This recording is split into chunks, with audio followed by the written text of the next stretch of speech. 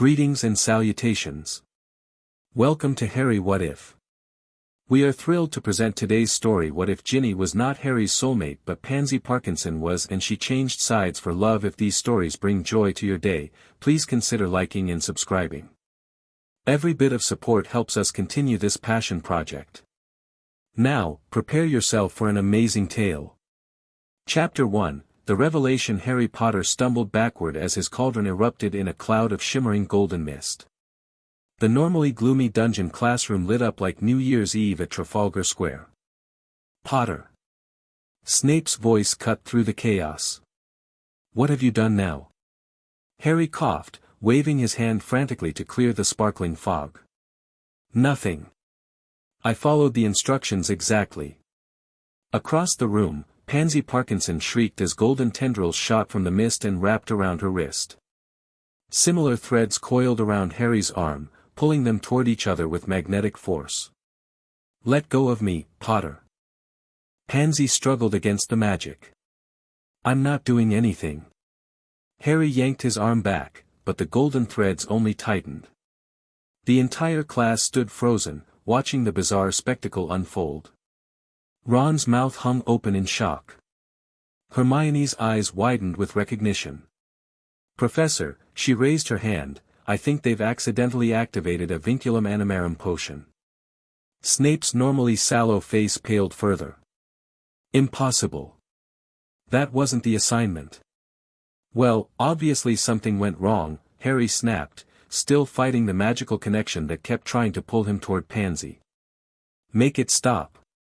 Pansy demanded, her dark eyes flashing with panic. I don't want to be connected to Potter. Snape crossed the room in 3 long strides and waved his wand over the still bubbling cauldron. The golden mist condensed into a swirling orb that hovered between Harry and Pansy, the threads connecting them growing brighter.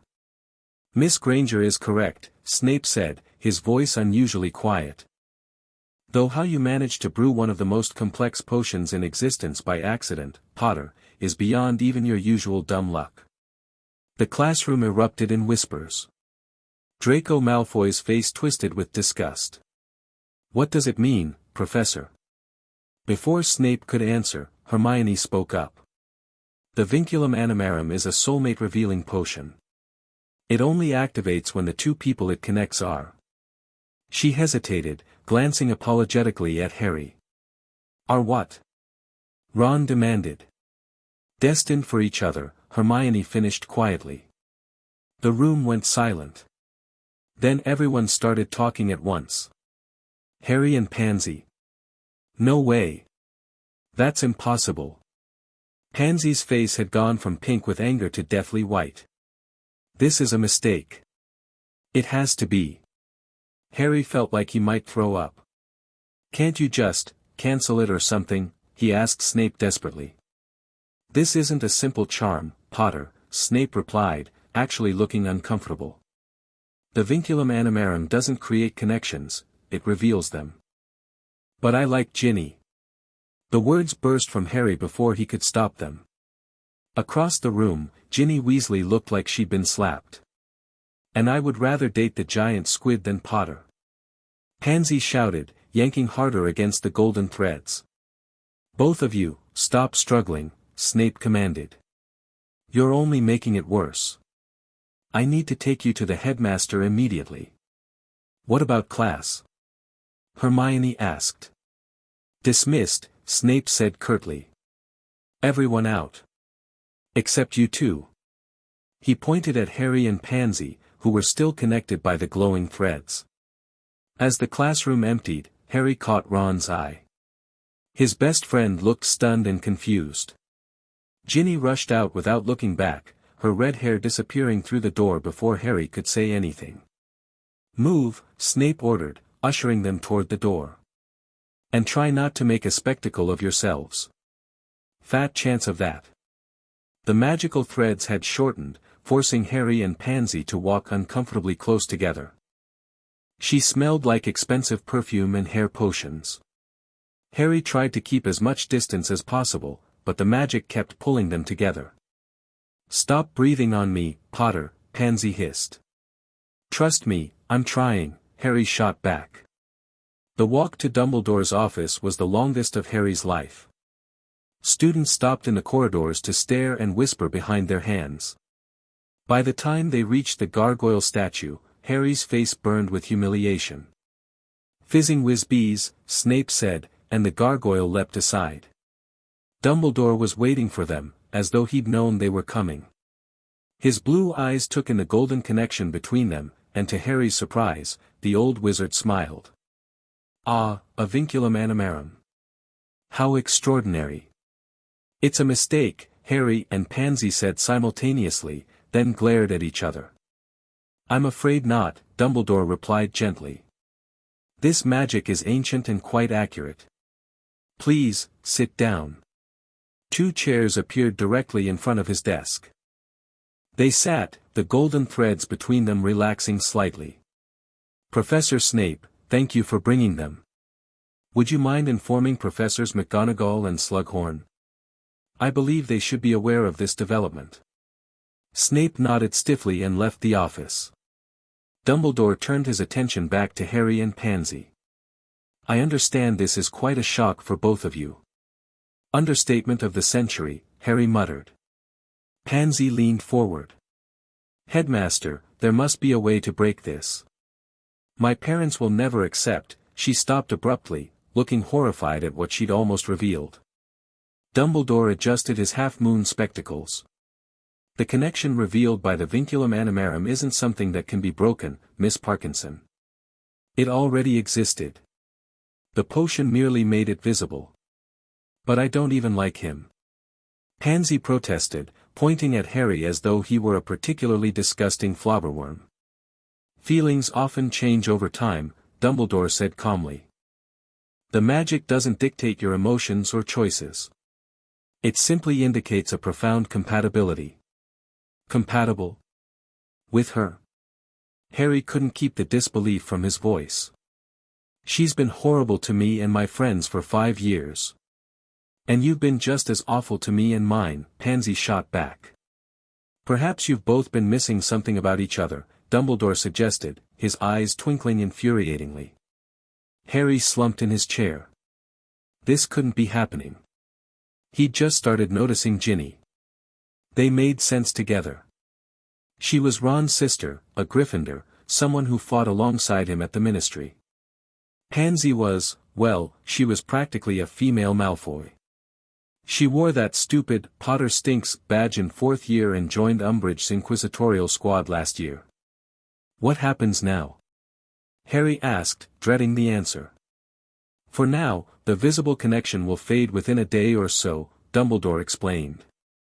"But I suggest you both attempt to get to know each other better." "I know everything I need to know about him," Pansy said coldly. "As I do about her," Harry agreed. Dumbledore sighed. "Then perhaps you know nothing at all. Magic this profound doesn't make mistakes, even when we believe it has." A knock at the door interrupted them. Professor McGonagall entered, followed by Slughorn. Both looked at the golden connection between Harry and Pansy with astonishment. "Minerva, Horace, thank you for coming," Dumbledore greeted them. "As you can see, we have an unusual situation." "Indeed," McGonagall said, her lips pressed into a thin line. "Potter, are you all right?" "No," Harry said honestly. Slughorn, meanwhile, was circling them with fascination. "Extraordinary. I haven't seen a successful vinculum animarum in decades. Quite the powerful connection too, by the looks of it. Is there anything to be done?"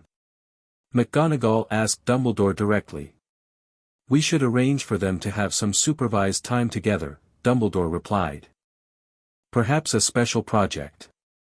"No." Harry and Pansy protested in unison. "I suggest potions," Slughorn said, ignoring their objections. "Since that's where this miraculous accident occurred. I'd be delighted to oversee their collaboration. And I believe some additional defense against the dark arts training would be beneficial," Dumbledore added. "Given the times we live in." Harry felt a surge of panic. "Professor, please. This is going to make everything harder." People already talk about me enough.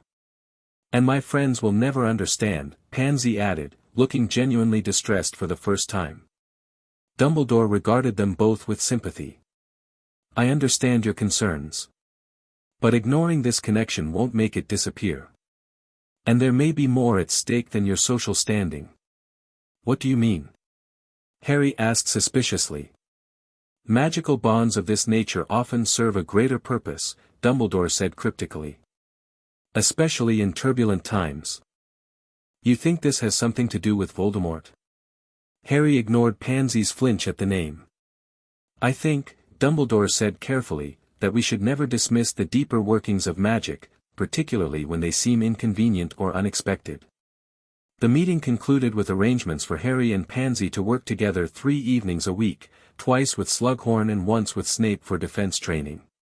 By the time they left Dumbledore's office, the golden threads had faded slightly, allowing them to maintain a more comfortable distance. This doesn't change anything, Potter, Pansy said as soon as they were alone in the corridor. I don't care what some stupid potion says. Agreed, Harry replied stiffly. Let's just get through these sessions and forget about it. She gave him a cold look and stalked off toward the dungeons without another word. News traveled faster than a firebolt at Hogwarts. By dinner, everyone knew about the Soulmate potion incident. Harry slunk into the Great Hall and immediately felt hundreds of eyes turn toward him. Ignore them, Hermione advised as he sat down beside her. Ron pushed a plate of shepherd's pie toward him. Eat something, mate. You look terrible. Thanks, Harry said dryly, but he took the plate anyway. He glanced down the table where Ginny sat with Dean. She didn't look up. So, Ron said awkwardly, Pansy Parkinson, huh? It's a mistake, Harry insisted, stabbing his fork into the pie. Has to be. Hermione bit her lip. I've been researching the Vinculum Animarum all afternoon. It's incredibly rare and powerful magic, Harry. There are no recorded cases of it being wrong.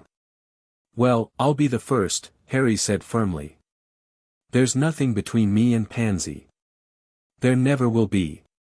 Maybe it's showing potential, not certainty, Hermione suggested. The book said soulmates aren't always romantic. Sometimes they're people whose destinies are intertwined in important ways. Great, Harry muttered. So maybe we're destined to be mortal enemies. Ron choked on his pumpkin juice. That would actually make more sense. Harry couldn't help glancing at the Slytherin table.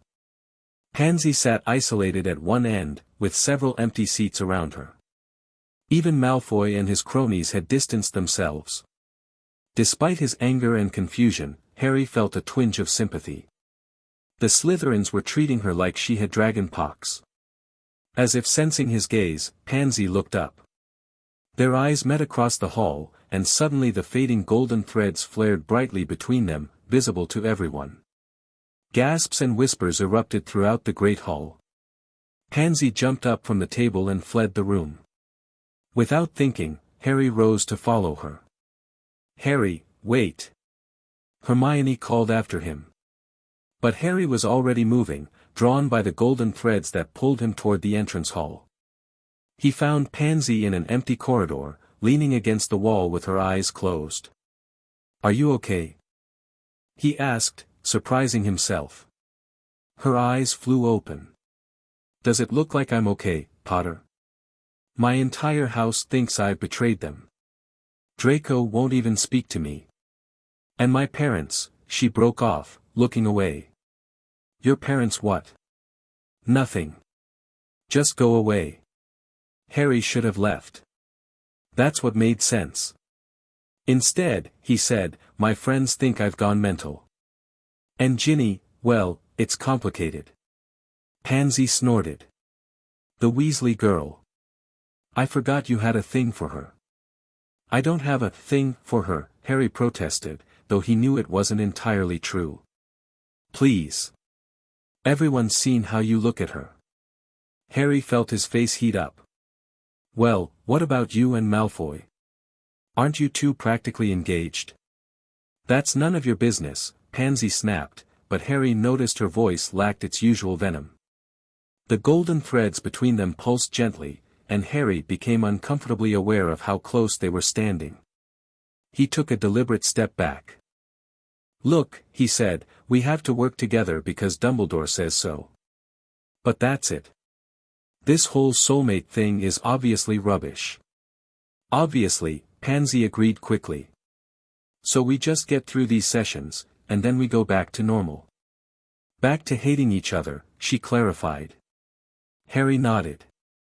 "Exactly." A strange expression flickered across Pansy's face, but it was gone before Harry could interpret it. "Fine. I'll see you tomorrow for potions, Potter. Try not to blow up any more cauldrons." She turned and walked away, leaving Harry standing alone in the corridor, watching the golden thread stretch and fade between them. The next few weeks were the most awkward of Harry's life. 3 evenings a week, he and Pansy sat side by side in empty classrooms, brewing potions or practicing defensive spells. They barely spoke except when necessary, but the golden connection between them, though invisible most of the time, flared to life whenever their hands accidentally touched or their eyes met for too long. Slughorn was insufferably cheerful about the whole situation, treating their sessions like fascinating experiments. "Marvelous synergy," he exclaimed one evening when their jointly brewed draught of living death turned out perfect. "I've never seen two students complement each other's brewing styles so naturally." Snape, on the other hand, watched them with narrowed eyes and barely concealed suspicion during defense training. "Your spell work is improving, Miss Parkinson," he noted after she successfully deflected Harry's stunning spell. "Perhaps Potter is a better influence than your usual companions." The comment hung in the air, loaded with meaning that Harry didn't fully understand. Something passed between Snape and Pansy, a look that suggested they shared a secret. Outside their mandatory sessions, Harry and Pansy avoided each other. In classes, they sat at opposite ends of the room. In the great hall, they kept their eyes firmly on their own tables. But Harry found himself increasingly aware of her presence, as though an invisible compass inside him always pointed in her direction. It was maddening. Ron thought the whole situation was hilarious after the initial shock wore off. "Maybe she'll confess her undying love for you in the middle of Transfiguration," he joked one evening in the common room. Can you imagine Malfoy's face? "Shut up, Ron," Harry grumbled, trying to concentrate on his charms essay. Hermione was more thoughtful. "Have you learned anything new about her?" Harry looked up, surprised by the question. "What do you mean?" "Well, you've been spending all this time together. Have you actually talked to her? Found out who she is beyond the Slytherin facade?" "Why would I want to?" Harry asked, but the question made him uncomfortable. The truth was, he had noticed things. Like how Pansy's hands were always perfectly steady when measuring ingredients. How she bit her lower lip when concentrating on a spell.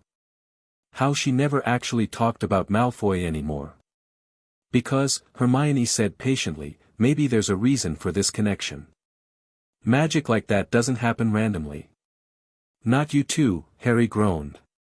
"Dumbledore's filling your head with that deeper purpose rubbish." Hermione shrugged.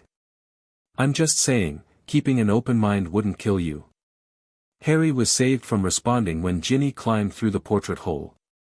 Things had been strained between them since the potion incident, though they'd managed a few awkward conversations. She spotted him and hesitated before walking over. "Hey," she said, her voice carefully casual. "Ready for the Quidditch match tomorrow?" "As I'll ever be," Harry replied, grateful for the neutral topic. "Ravenclaw's got a strong team this year." Ginny nodded. "Their new seeker is quick, but not as good as you." She smiled, and for a moment, it felt like old times.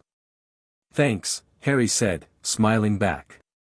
"Coming to the strategy meeting tonight?" "Actually," Ginny glanced at Dean, who was waiting by the stairs, "we have plans. But I know you'll come up with something brilliant." After she left, Ron gave Harry a sympathetic look. "She'll come around, mate." Harry wasn't sure what he wanted Ginny to come around to anymore. The whole situation was confusing enough without adding his complicated feelings for her into the mix. Later that night, he dreamt of golden threads wrapping around him like a cocoon, and dark eyes watching him from the shadows. The Quidditch match against Ravenclaw started badly and got worse. Rain poured down in sheets, reducing visibility to almost nothing. Twice, Harry nearly collided with his own teammates as they struggled to coordinate in the downpour. Ravenclaw was up by 40 points when Harry spotted a glint of gold near the Slytherin stands. He dove, pushing his firebolt to maximum speed. The Ravenclaw seeker followed, but Harry had too much of a head start. Just as his fingers were about to close around the snitch, a bludger came out of nowhere, smashing into his shoulder. Pain exploded through his arm. The firebolt lurched, and Harry lost control, spiraling toward the stands. He crashed through the green and silver decorations and landed hard on the wooden platform. Through the haze of pain, he heard screams and shouts. Then, unexpectedly, Pansy Parkinson's face appeared above him. "Potter. Can you hear me?" Harry tried to nod, but the movement made his vision swim. "Don't move," she ordered. "Your shoulder looks dislocated." "The snitch," Harry mumbled. "Forget the stupid snitch.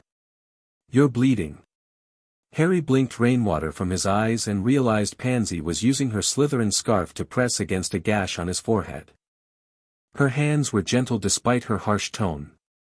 "Why are you helping me?" he asked, genuinely confused. Something flickered in her eyes. "I don't know." Before Harry could respond, Madame Pomfrey arrived with a stretcher. As they lifted him onto it, Harry noticed Draco Malfoy standing a few rows back, watching Pansy with cold fury in his eyes. The last thing Harry saw before they carried him away was Pansy wiping his blood from her hands, looking lost and afraid. Harry spent the night in the hospital wing. His shoulder was healed but still sore, and Madame Pomfrey insisted on monitoring him for signs of concussion. His teammates visited briefly, bringing news that Ravenclaw had won the match after Harry's accident. "We'll get them next time," Ron assured him, though he looked disappointed. After everyone left, Harry lay awake, replaying the moment Pansy had helped him. It didn't make sense.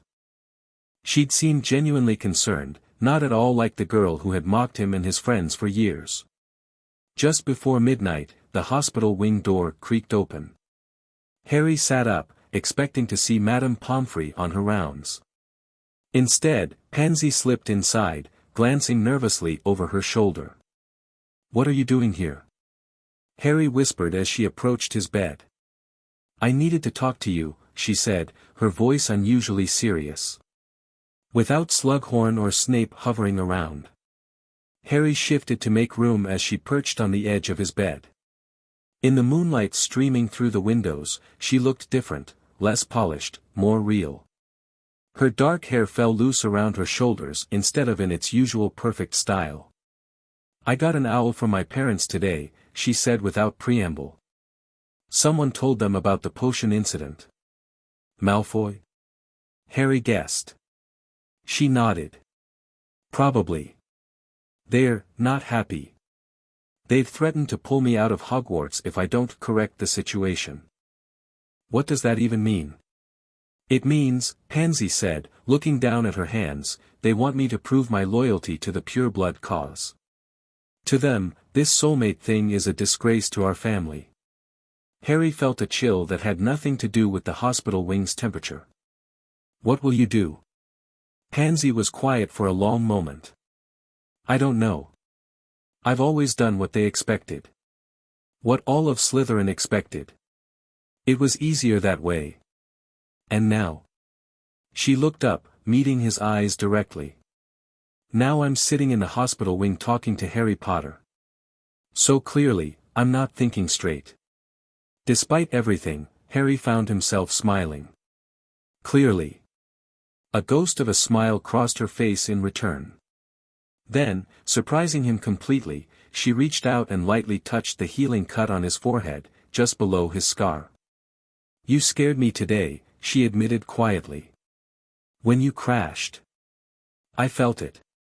Here. She pressed her hand to her chest. The golden thread suddenly appeared between them, glowing softly in the darkness. Neither of them pulled away this time. I still think this whole soulmate thing is mental, Harry said, but his voice lacked conviction. Completely mental, Pansy agreed, even as she watched the threads pulsing between them with wonder. A noise in the hallway made them both jump. Pansy stood quickly, the connection fading as she moved away. I should go before Pomfrey finds me here. Harry nodded, suddenly reluctant to see her leave. What are you going to tell your parents? Pansy paused at the foot of his bed. I don't know yet. But I'm starting to think maybe there are more important things than what my parents want. After she left, Harry couldn't fall asleep for hours. Something had shifted between them, something he couldn't name but couldn't ignore either. For the first time, he wondered if the potion had revealed something true after all. Spring arrived at Hogwarts, bringing sunshine and an unexpected thaw between Harry and Pansy. Their mandatory sessions continued, but the atmosphere had changed. They still disagreed about almost everything, but now their arguments felt more like debates than battles. You're holding your wand wrong, Pansy told him during one defense session. That's why your shield charm wavers on the left side. My shield charm is fine, Harry protested. Fine isn't good enough if you're facing someone who wants to kill you, she retorted. Here. She stepped behind him and adjusted his grip, her fingers cool against his wrist. The contact sent a jolt of awareness through him, and the golden threads briefly flickered into existence. Snape, watching from his desk, raised an eyebrow but said nothing. Later, walking back from the dungeons, Harry asked, "How did you know that about the shield charm?" Pansy hesitated before answering. "My father taught me. He's very thorough about defensive magic." The way she said thorough made Harry think there was more to the story, but he didn't press. Instead, he said, "Thanks. It did work better." She looked surprised by the gratitude. "Don't look so shocked, Potter. I do know things. I'm starting to realize that." They reached the point where they would normally separate, Harry heading up to Gryffindor Tower, Pansy down to the Slytherin dungeons. But tonight, neither of them moved. "The next Hogsmeade weekend is coming up," Harry said, the words coming out before he'd fully formed the thought. Pansy went very still. "Is it?" "Yeah. I was thinking, maybe we could go together." "Not like a date," he added quickly. "Just to talk. Without professors watching." He expected her to refuse or make a sarcastic comment. Instead, she simply said, "Okay." "Okay." Harry repeated, surprised. "Don't make me change my mind, Potter." But there was no bite to her words, and Harry thought he detected a hint of a smile. 3 broomsticks at noon," he suggested. "The 3 broomsticks is too public. Everyone will stare. Meet me at the edge of the village, near the Shrieking Shack." As Harry watched her walk away, he realized he was looking forward to it. And that realization was more terrifying than facing a Hungarian horntail. The Hogsmeade weekend arrived with perfect spring weather. Harry told Ron and Hermione he was meeting Pansy, enduring Ron's teasing and Hermione's knowing looks with as much dignity as possible. "Just be careful, Harry," Hermione advised. "Not because it's Pansy, but because, well, these connections can be intense." Harry found Pansy waiting by the fence that surrounded the Shrieking Shack. She wore simple jeans and a green sweater instead of her usual elaborate outfits, her hair pulled back in a casual ponytail. She looked younger somehow, more approachable. "You came," she said, sounding faintly surprised. "Did you think I wouldn't?" She shrugged. "Wasn't sure. Thought maybe your friends would talk you out of it." "They know better than to try," Harry said, which made her smile. "So, where to?" "Still not the 3 broomsticks." "I know a place," Pansy said. It's a bit of a walk, though. She led him past the shrieking shack and up a narrow path that wound into the hills behind Hogsmeade. After about 15 minutes, they reached a small clearing with a view of the village below. A large, flat rock made a natural bench. "How did you find this place?" Harry asked, taking in the peaceful spot. "I come here when I need to think," Pansy said, sitting on the rock. "Which has been a lot lately." Harry sat beside her, careful to leave space between them. "Your parents still giving you trouble?" "They've escalated to howlers." Very dignified. Her attempt at humor didn't hide the strain in her voice. "I'm sorry." She looked at him curiously. "Are you really?" "Yes," Harry said simply. "I know what it's like when people expect things from you that you're not sure you want to give." Pansy was quiet for a moment, picking at a loose thread on her sleeve. "Can I ask you something?" "Sure." "Do you really believe you can defeat the Dark Lord?" The question was so unexpected that Harry laughed. "Wow, starting with the light topics, huh?" "I'm serious, Potter. Everyone acts like it's a foregone conclusion. The chosen one and all that. But do you actually believe it?" Harry looked out over Hogsmeade, considering his answer. "Sometimes. Other times I think it's mental that anyone expects a teenager to defeat the most powerful dark wizard in history." He glanced at her. "Why do you ask?" "Because it matters," she said softly. "Because people are choosing sides based on who they think will win. Because my parents," she stopped abruptly. "Your parents what?" Harry pressed. Pansy took a deep breath. "My parents expect me to take the mark after graduation. It's why they're so angry about this connection between us. They think it compromises me." Harry felt like he'd been doused in ice water. "The dark mark? You're going to become a Death Eater?" "I didn't say I was going to," Pansy snapped. "I said that's what they expect." "And what do you want?" She laughed without humor. "No one's ever asked me that before." Before Harry could respond, a deafening crack split the air. Pansy grabbed his arm. "What was that?" Another crack followed, and then screams rose from the village below. Harry jumped to his feet, heart pounding. Black smoke was rising from the main street of Hogsmeade. "Death Eaters," he said grimly, drawing his wand. Pansy's face went white. "Here. Now. Stay here," Harry told her, already moving toward the path. "Are you insane?" Pansy scrambled after him. "You can't go down there. People are in danger. I have to help." "This is exactly what I meant." Pansy shouted, grabbing his arm. "You against Death Eaters? It's suicide." Harry shook her off. "I've faced them before. I can handle it. Not alone. I won't be alone. The order will come. Dumbledore, will be too late for anyone who dies in the next 10 minutes, Pansy finished. She drew her own wand. "I'm coming with you." Harry stared at her. "What?" "You heard me." Her chin lifted in defiance. "I'm good at shield charms, remember? And I know how Death Eaters think." Another explosion rocked the village. Harry didn't have time to argue. "Fine. But stay close to me." They ran down the path, the sounds of battle growing louder. When they reached the edge of the village, they saw chaos. 3 Death Eaters were firing spells into shops while panicked students ran for cover. Several bodies already lay in the street. Harry's training kicked in. "We need to get the younger students out first. There's a passage in Honeydukes that leads back to Hogwarts." To his surprise, Pansy nodded without argument. "I'll cover you." They moved together into the fray.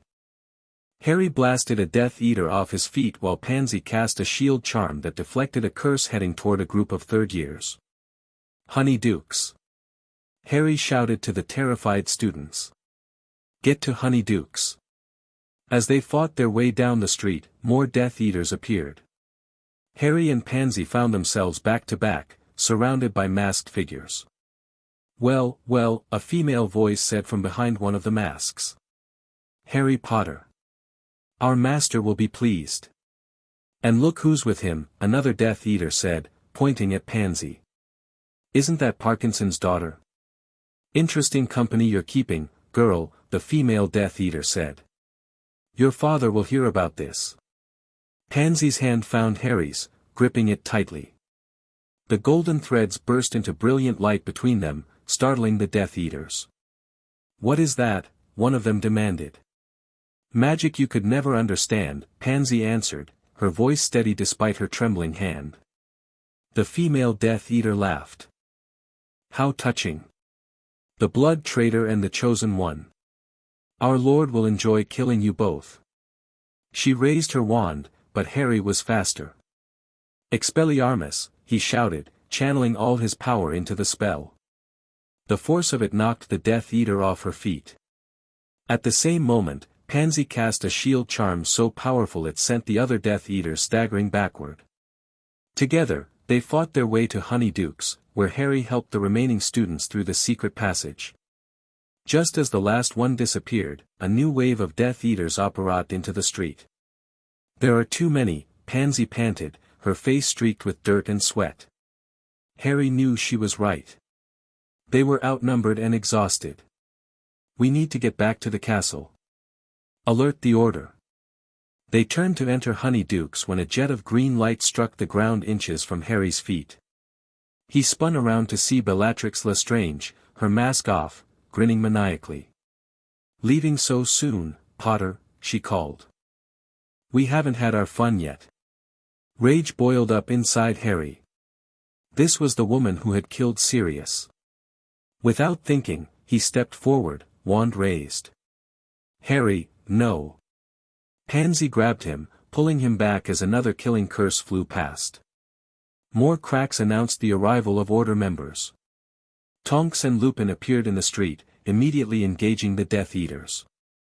Dumbledore arrived moments later, his power radiating like heat waves. "Now," Harry said, pulling Pansy into Honeydukes.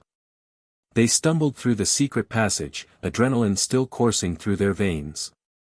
When they finally reached the safety of Hogwarts, Pansy collapsed against the wall, shaking. "Are you hurt?" Harry asked, scanning her for injuries. She shook her head. "Not physically." Understanding dawned on Harry. "That female Death Eater. She knew you. She'll tell your parents you were fighting alongside me." Pansy laughed, a slightly hysterical edge to it.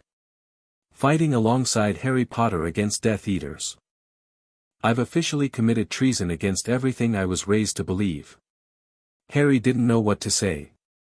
He reached for her hand, and the golden threads appeared, fainter now but still connecting them.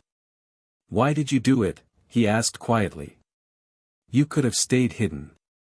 Pansy looked at their joined hands, at the magical connection between them. "Because when I saw those Death Eaters attacking children, I knew I couldn't be part of that. And because..." She met his eyes. "Because I couldn't let you face them alone." Something shifted in Harry's chest, a recognition, a certainty he hadn't felt before. Without thinking, he leaned forward and kissed her. For a moment, Pansy froze. Then her hands came up to his face, and she was kissing him back, fierce and desperate. The golden threads brightened, wrapping around them like a cocoon of light. When they finally pulled apart, both were breathing hard. Pansy touched her lips, looking stunned. "That wasn't supposed to happen," she whispered. "No," Harry agreed. "But it did." Footsteps approached from the castle end of the passage. They stepped apart just as Professor McGonagall appeared, her face tight with worry. "Potter. Miss Parkinson. Thank heavens. The headmaster sent me to find you. Are you injured?" "We're fine, Professor," Harry answered. "But there was an attack, we know. The Order has secured Hogsmeade, but there are casualties." You'll both need to see Madame Pomfrey and then report to the headmaster. As they followed McGonagall to the hospital wing, Harry felt Pansy's hand brush against his. He glanced at her, but her expression was unreadable. Whatever had happened between them in that moment of crisis, its consequences would have to wait. The aftermath of the Hogsmeade attack threw the school into chaos. 3 students had died, and a dozen more were injured. Rumors flew about why the Death Eaters had attacked, with most assuming Harry had been the target. Harry didn't see Pansy for 2 days after the attack. When he finally spotted her in the Great Hall, she was sitting alone again, her face pale and drawn. She looked up as he entered, their eyes meeting across the room. For a moment, he thought she might smile. Then Malfoy leaned close and whispered something in her ear, and she looked away. That evening, Harry received a note delivered by a first-year Slytherin, Astronomy Tower. Midnight. Come alone. Harry spent the rest of the day in a state of nervous anticipation. When midnight finally came, he slipped out under his invisibility cloak and made his way to the tower. Pansy was already there, staring out at the starlit grounds. She turned when she heard his footsteps, her face illuminated by wand light. "You came," she said, echoing her words from Hogsmeade. "Did you think I wouldn't?" She smiled faintly. "I wouldn't have blamed you if you didn't. Things are complicated now." Harry moved to stand beside her at the railing. "Because of the kiss?" "Because of everything." She turned to face him fully. "My parents know I fought against Death Eaters. They've disowned me." "What?" Harry stared at her, shocked. "Pansy, I'm so sorry." She shrugged, though her casual gesture couldn't hide the pain in her eyes. "It was always going to come to this. I've been disappointing them for years. The soulmate bond with you was just the final straw. What will you do now?" Harry asked. "Survive," she said simply. "It's what I'm good at." Harry reached for her hand, relieved when she didn't pull away. "You don't have to do it alone." Pansy looked down at their joined hands, at the golden threads that now appeared fainter but seemed more real somehow. "That's why I asked you here. I've learned something. Something important." "About the Death Eaters?" She nodded. "They weren't just attacking randomly. They were looking for something, or someone, specific. I overheard Draco talking to Crabbe. There's going to be another attack, but bigger. Something to do with the castle itself." Harry's stomach dropped. "When?" "I don't know exactly. Soon. Draco's involved somehow." She hesitated. "Harry, I think I need to tell Dumbledore what I know." The use of his first name didn't escape Harry's notice. "You're sure? Once you do that, there's no going back."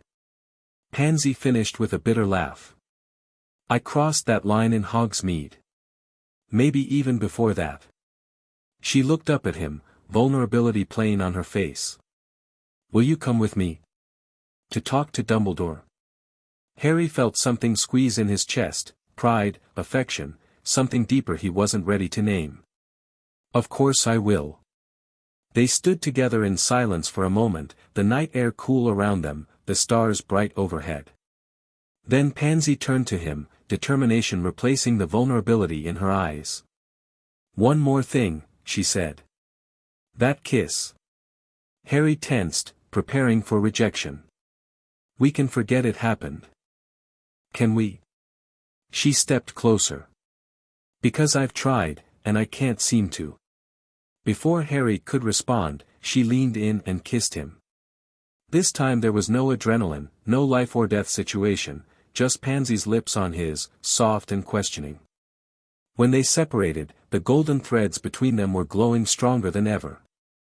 "I'm not saying I believe in this soulmate nonsense," Pansy said, a hint of her old sharpness returning. "But I'm not running from it anymore either." Harry smiled, feeling lighter than he had in weeks. "That's fair. I'm not saying I suddenly understand why the potion chose you of all people. Rude, Potter. But, he continued, taking her hand again, I'm willing to find out.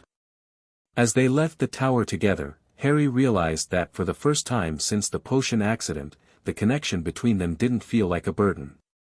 It felt like possibility. Chapter 2, Changing Sides. Dumbledore's office felt different at night. The silver instruments still whirred and puffed, but the shadows made them look more mysterious, almost ominous.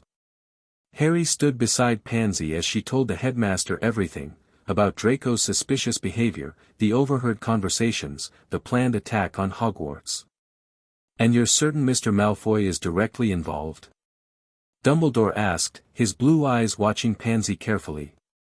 Yes, sir. Pansy's voice didn't waver, though Harry could feel her trembling slightly beside him. He's been disappearing for hours, coming back looking exhausted. He stopped caring about classes, Quidditch, everything he used to love. And you believe this relates to Voldemort's plans for the school? Pansy flinched at the name but nodded. After Hogsmeade, the Death Eaters were furious that they didn't accomplish their objective. Whatever Draco's doing, it's their backup plan. Dumbledore steepled his fingers, looking thoughtful. Miss Parkinson, I appreciate you bringing this information to me. It can't have been an easy decision. It wasn't, she admitted. But it was the right one. Harry felt a surge of pride hearing her say that. 2 months ago, he would have laughed at the idea of Pansy Parkinson doing the right thing simply because it was right. May I ask, Dumbledore said gently, what prompted this change of heart? Pansy glanced at Harry, then back at the headmaster. I saw what they're really like in Hogsmeade. The Death Eaters don't care who they hurt. And I. She took a deep breath. I care. A valuable discovery. Dumbledore smiled, then became serious again. I must warn you both. If Mr. Malfoy is indeed working for Voldemort, and if your former associates discover you've switched allegiances, Miss Parkinson, you will be in considerable danger. I already am, she said flatly. My parents disowned me after Hogsmeade. The Slytherin common room isn't exactly welcoming anymore. Concern flashed across Dumbledore's face. Where have you been sleeping? Room of requirement, mostly. It's not ideal, but it's safe. Harry turned to her in surprise. You didn't tell me that. You didn't ask, she replied with a hint of her old sharpness. This situation requires immediate attention, Dumbledore said, standing. Miss Parkinson, I believe we can arrange more suitable accommodations. Perhaps a private room near Gryffindor Tower, where Mr. Potter and his friends can ensure your safety. Near Gryffindor? Pansy looked horrified. Sir, with all due respect, that would make things worse. The Gryffindors hate me almost as much as the Slytherins do right now. Not all of them, Harry interjected. Hermione's been asking about you. Pansy looked skeptical. Granger? Seriously? She thinks the soulmate bond might be academically fascinating, Harry said, mimicking Hermione's earnest tone. Despite everything, Pansy smiled. Of course she does. Dumbledore watched their exchange with twinkling eyes. I see the vinculum animarum continues to work its magic. Very well, Miss Parkinson. I will arrange a private room in the East Wing, with appropriate protections. And perhaps it's time we discussed how you might help us more actively. Help you? Pansy asked, wariness creeping into her voice. Information is our most valuable weapon, Dumbledore explained. You have connections and knowledge that could prove invaluable. You want me to spy, Pansy said bluntly. I would never ask a student to put themselves in danger, Dumbledore replied. But if you were to keep your eyes and ears open, particularly regarding Mr. Malfoy's activities. Pansy considered this. I can do that. Most of Slytherin may have turned on me, but not everyone. Blaise still talks to me. Daphne too, when no one's looking. Excellent. Now, I suggest you both get some rest. It's been a trying day. Dumbledore stood, signaling the end of their meeting. Oh, and Miss Parkinson. 20 points to Slytherin for exceptional courage. As they left the office, Harry noticed Pansy blinking rapidly. Are you crying? He asked, surprised. Don't be ridiculous, Potter, she said, quickly wiping her eyes. I never cry. Harry chose not to point out the evidence to the contrary. Instead, he asked, why didn't you tell me you weren't staying in your dormitory? Pansy shrugged. It wasn't your problem. It kind of is, though, isn't it? This whole soulmate thing makes us connected. And you're in this situation because you helped me in Hogsmeade. They reached the corridor where they would normally separate. Pansy stopped, turning to face him. Let's get something straight, Potter. I didn't help you because of some magical golden threads. I helped you because it was the right thing to do. I'm not your responsibility. I know that, Harry said. But maybe I want to help anyway. Something softened in Pansy's expression. You Gryffindors and your hero complexes. But there was no bite in her words. I'll be fine. Dumbledore will sort something out. At least let me walk you to the room of requirement tonight, Harry offered. It's past curfew, and Filch would love to catch either of us. Pansy hesitated, then nodded. Fine. But just because I don't want attention, not because I need protection. Obviously. As they walked through the darkened corridors, Harry found himself hyper-aware of Pansy beside him. The memory of their kiss in the astronomy tower lingered between them, unacknowledged but undeniably present. So, he said, breaking the silence, what happens now? Now I become a pariah to my house, my family, and everyone I've known since childhood, Pansy replied, her voice deliberately light. Should be fun. You're not alone, Harry reminded her. She glanced at him. No, I suppose I'm not. Strange, isn't it? A few months ago, you were the last person I'd expect to have my back. Life's full of surprises. Like finding out your soulmate is the chosen one. There was a teasing note in her voice that Harry had never heard before. Exactly like that. They reached the 7th floor, and Pansy stopped in front of the blank wall that concealed the room of requirement. This is me. Harry watched as she paced back and forth 3 times, a look of concentration on her face. A door appeared, small and unobtrusive. What do you ask for? Harry wondered. A safe place, Pansy said simply. With a comfortable bed and no Slytherin green anywhere. Harry smiled. Good night, Pansy. She opened the door, then paused. Thank you, Harry. For coming with me to Dumbledore. It was the second time she'd used his first name. Harry decided he liked how it sounded in her voice. Any time. As the door closed behind her, Harry felt the now familiar tug of the golden threads connecting them, invisible but undeniably present. News travels with supernatural speed at Hogwarts, especially when it involves scandal. By breakfast the next morning, everyone knew that Pansy Parkinson had been disowned and was no longer welcome in Slytherin House. The rumors about why ranged from wildly inaccurate to uncomfortably close to the truth. I heard she was caught passing notes to Potter during potions, a third-year Hufflepuff whispered loudly as Harry passed their table. No, it was worse than that, her friend replied. She refused to join you-know-who when her parents told her to. Harry kept his face carefully neutral, though the second girl wasn't far off. He scanned the great hall for Pansy but didn't see her. Instead, he caught Malfoy watching him, grey eyes cold with suspicion. Any sign of Pansy? Harry asked as he sat beside Ron and Hermione. Ron raised his eyebrows. First name basis now, are we? Ron, Hermione admonished, then turned to Harry. She hasn't come down.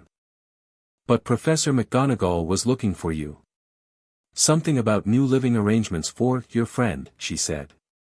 Harry nodded. Dumbledore's giving her a private room. It's not safe for her in Slytherin anymore. Blimey, Ron said, looking impressed despite himself. She really has switched sides, hasn't she? It's not about sides, Harry said, more sharply than he intended. It's about doing what's right.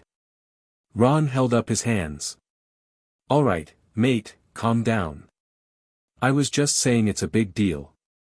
Parkinson's always been, well, you know. She's changed, Harry said simply. Hermione gave him a searching look. And what about you? Have you changed too? Before Harry could answer, the owls arrived with the morning mail. A handsome screech owl landed in front of him, carrying a small scroll sealed with the Hogwarts crest. Harry opened it to find a note from McGonagall, asking him to come to her office after breakfast. Must be about Pansy, he said, showing the note to Hermione. She nodded thoughtfully. Harry, if Parkinson's really committed to helping our side, maybe we should include her more. Ron choked on his pumpkin juice. Include her? In what, the DA? Are you mental? She has information we could use, Hermione pointed out. And if she and Harry are? She trailed off meaningfully. We're not anything, Harry said quickly. We're just figuring things out. Right, Ron said skeptically. That's why you're on a first-name basis and volunteering to escort her around the castle at night.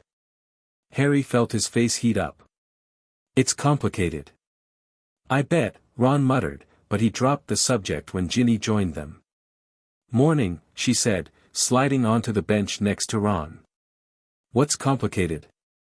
Nothing, Harry said too quickly. Ginny's eyes narrowed slightly, but she didn't press. Things between them had been strained since the potion incident. Harry still wasn't sure how he felt about her, or rather, he wasn't sure how much of what he'd felt had been genuine and how much had been what he thought he should feel. After breakfast, Harry headed to McGonagall's office. To his surprise, Pansy was already there, looking uncomfortable in a chair across from the professor's desk. Ah, Potter, good, McGonagall said briskly. I was just explaining to Miss Parkinson the arrangements we've made for her new accommodations. Pansy didn't look at Harry as he sat in the chair beside her. Given the unusual circumstances, McGonagall continued, the headmaster has authorized a private room for Miss Parkinson in the East Wing, near the Ancient Runes classroom. It will have enhanced security measures, including a password known only to staff and those Miss Parkinson chooses to share it with. She gave Harry a pointed look. Thank you, Professor, Pansy said quietly. Additionally, McGonagall said, her voice softening slightly, we're aware that your financial situation may have changed. Hogwarts has a fund for students in need, should you require assistance with books, supplies, or other necessities. Pansy's back stiffened. I'm not a charity case. Of course not, McGonagall replied calmly. But pride makes for cold comfort in winter, Miss Parkinson.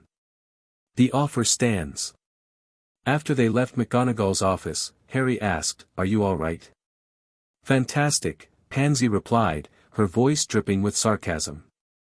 I'm homeless, penniless, and now I need handouts from the school. Everything's just brilliant. It's not handouts, Harry said. It's help. There's a difference. Easy for you to say. You're Harry Potter. You've got a vault full of gold at Gringotts.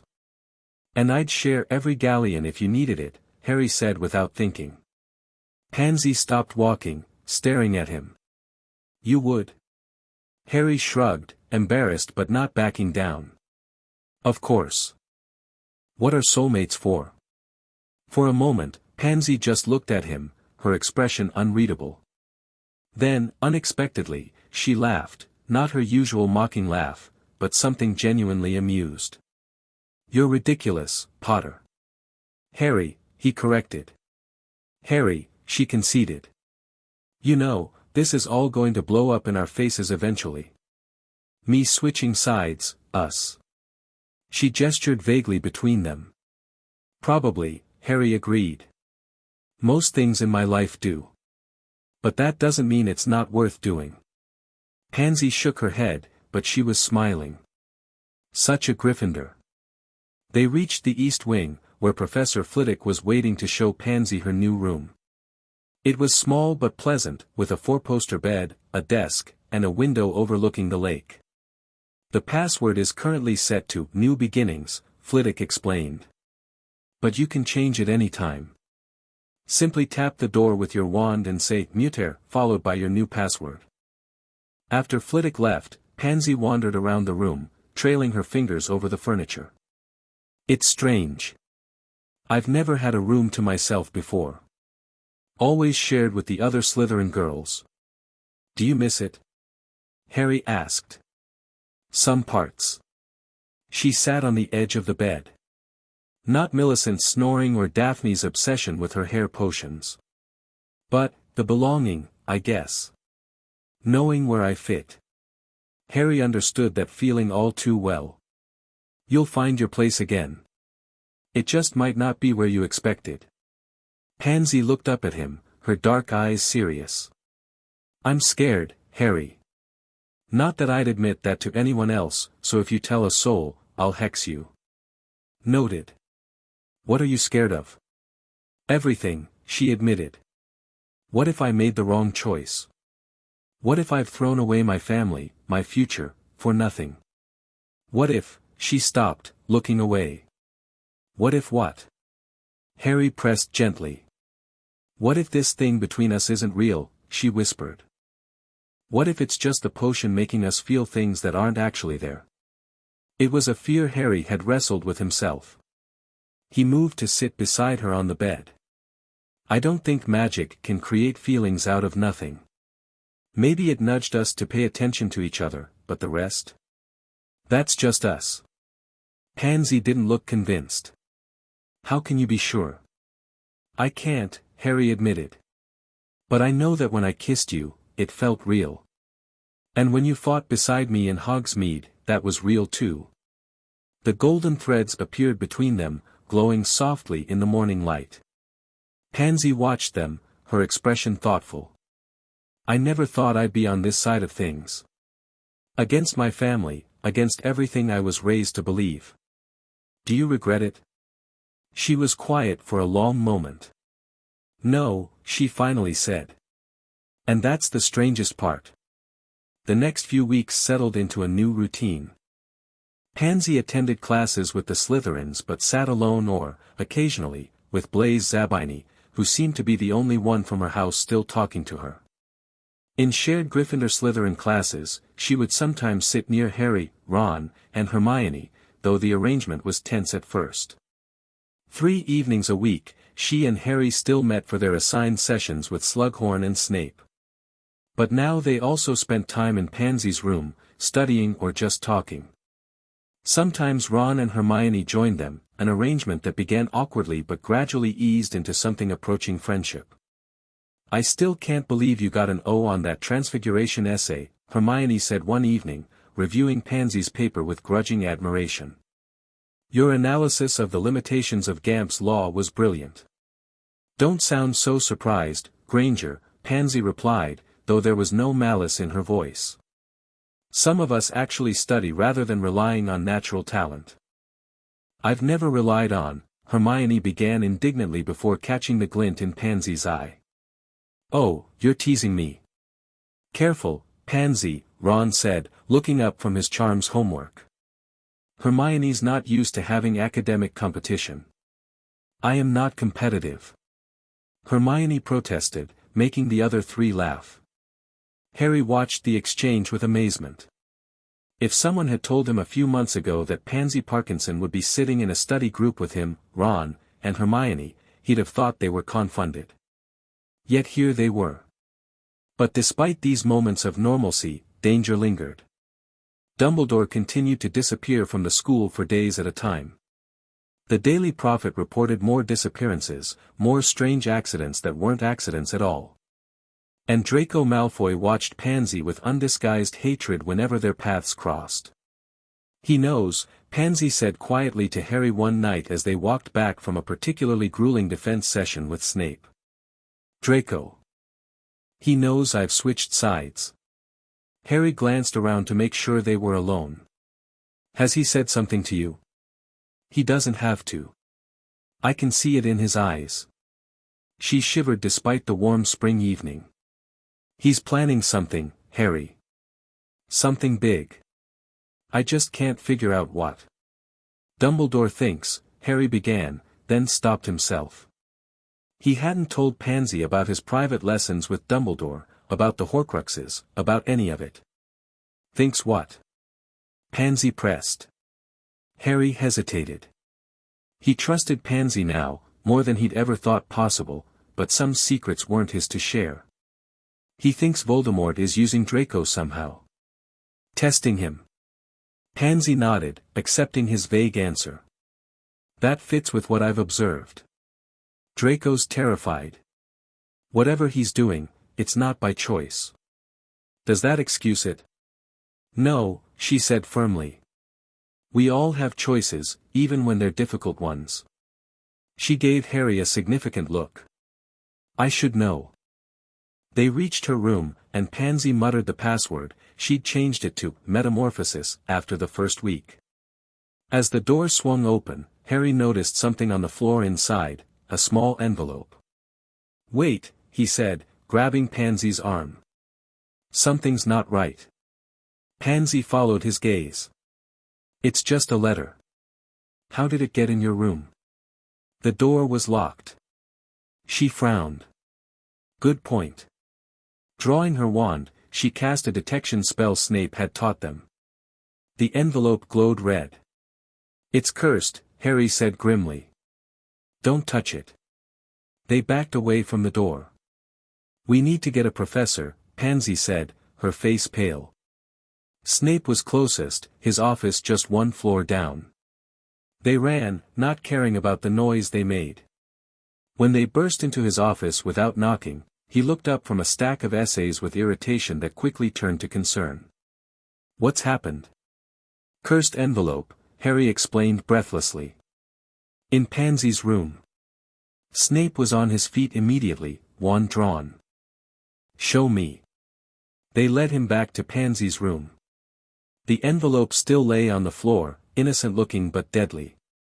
Step back, Snape ordered.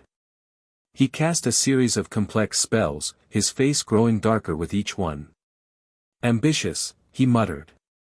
And extremely dangerous. Had you touched it, Miss Parkinson, you would have died instantly. Pansy made a small, choked sound. Harry reached for her hand without thinking. Who would do this? He demanded. I can think of several possibilities, Snape replied coldly. All of them concerning. He cast one final spell, and the envelope vanished in a flash of blue flame. Your room is no longer safe, Miss Parkinson. Gather your essentials. You'll need to move immediately.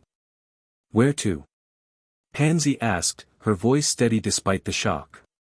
Snape considered for a moment. Gryffindor Tower. What?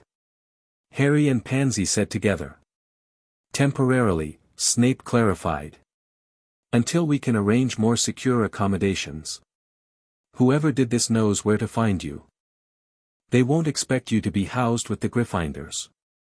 But Professor, Pansy protested, I can't just, you can and will, Snape cut her off. Unless you prefer to die for the sake of house pride. That silenced her. While Pansy packed a small bag with trembling hands, Snape sent his Patronus, a silver doe that made Harry stare in surprise, to McGonagall with a message explaining the situation.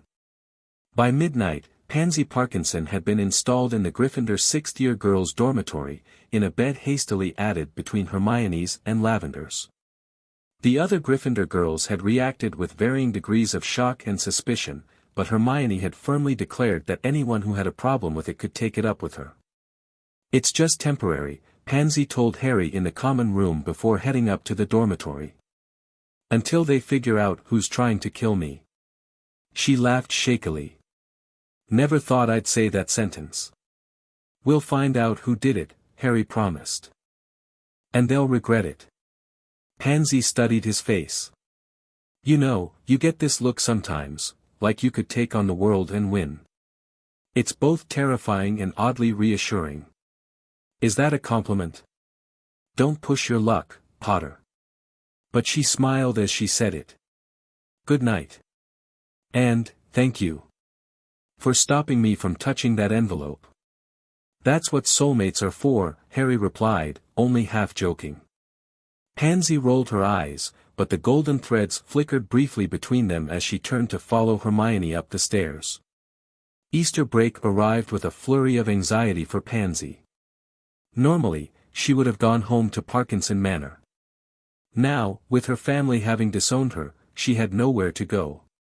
You could come to the Burrow, Ron suggested awkwardly at breakfast a few days before the holiday. Mum wouldn't mind. Pansy looked genuinely touched by the offer. That's surprisingly decent of you, Weasley. But I think I'd better stay at Hogwarts. Safer that way. Harry, who had planned to stay at the castle anyway to continue his lessons with Dumbledore, felt relieved. I'll be here too, he said. We can practice those defensive spells Snape's been teaching us. Speaking of Snape, Hermione said, lowering her voice, did anyone else notice his Patronus? A doe, Harry said, still puzzled by it. It reminded me of something, but I can't place what. Patron uses can change, Hermione said thoughtfully. Usually due to emotional upheaval or significant life events. I wonder what changed his. Before they could speculate further, the mail arrived. An elegant eagle owl swooped down and dropped a letter in front of Pansy. Her face went white as she recognized the handwriting. It's from my mother, she whispered. Don't open it. Harry said immediately, remembering the cursed envelope. Pansy drew her wand and cast the detection spell. The letter remained stubbornly ordinary-looking. It's clean, she said, though she still hesitated before picking it up. The letter was brief. Pansy read it quickly, her expression hardening with each line. When she finished, she folded it carefully and slipped it into her pocket. What did it say? Harry asked. My presence is required at home for Easter, she said, her voice carefully neutral. Family business that can't be conducted by letter. You're not going, Harry said immediately. It's obviously a trap. Or it's my one chance to find out what Draco's been planning, Pansy countered. My parents are inner circle, Harry. They know things. It's too dangerous. I agree with Harry, Hermione said. If they've disowned you, why would they suddenly want you home? Pansy looked between them, her jaw set stubbornly. Because family reputation matters more than anything else to purebloods like my parents. They'll try to bring me back into line before publicly acknowledging that I've defected. And if they can't? Ron asked. Pansy didn't answer, but her silence was telling. You have to tell Dumbledore, Harry insisted. He'll know what to do. To his relief, Pansy nodded. I was planning to. But Harry, if he agrees that I should go, I'm going. Dumbledore was absent from the castle that day, and the next. By the time he returned, it was the day before students were to leave for Easter break. Harry accompanied Pansy to his office, his stomach tight with anxiety.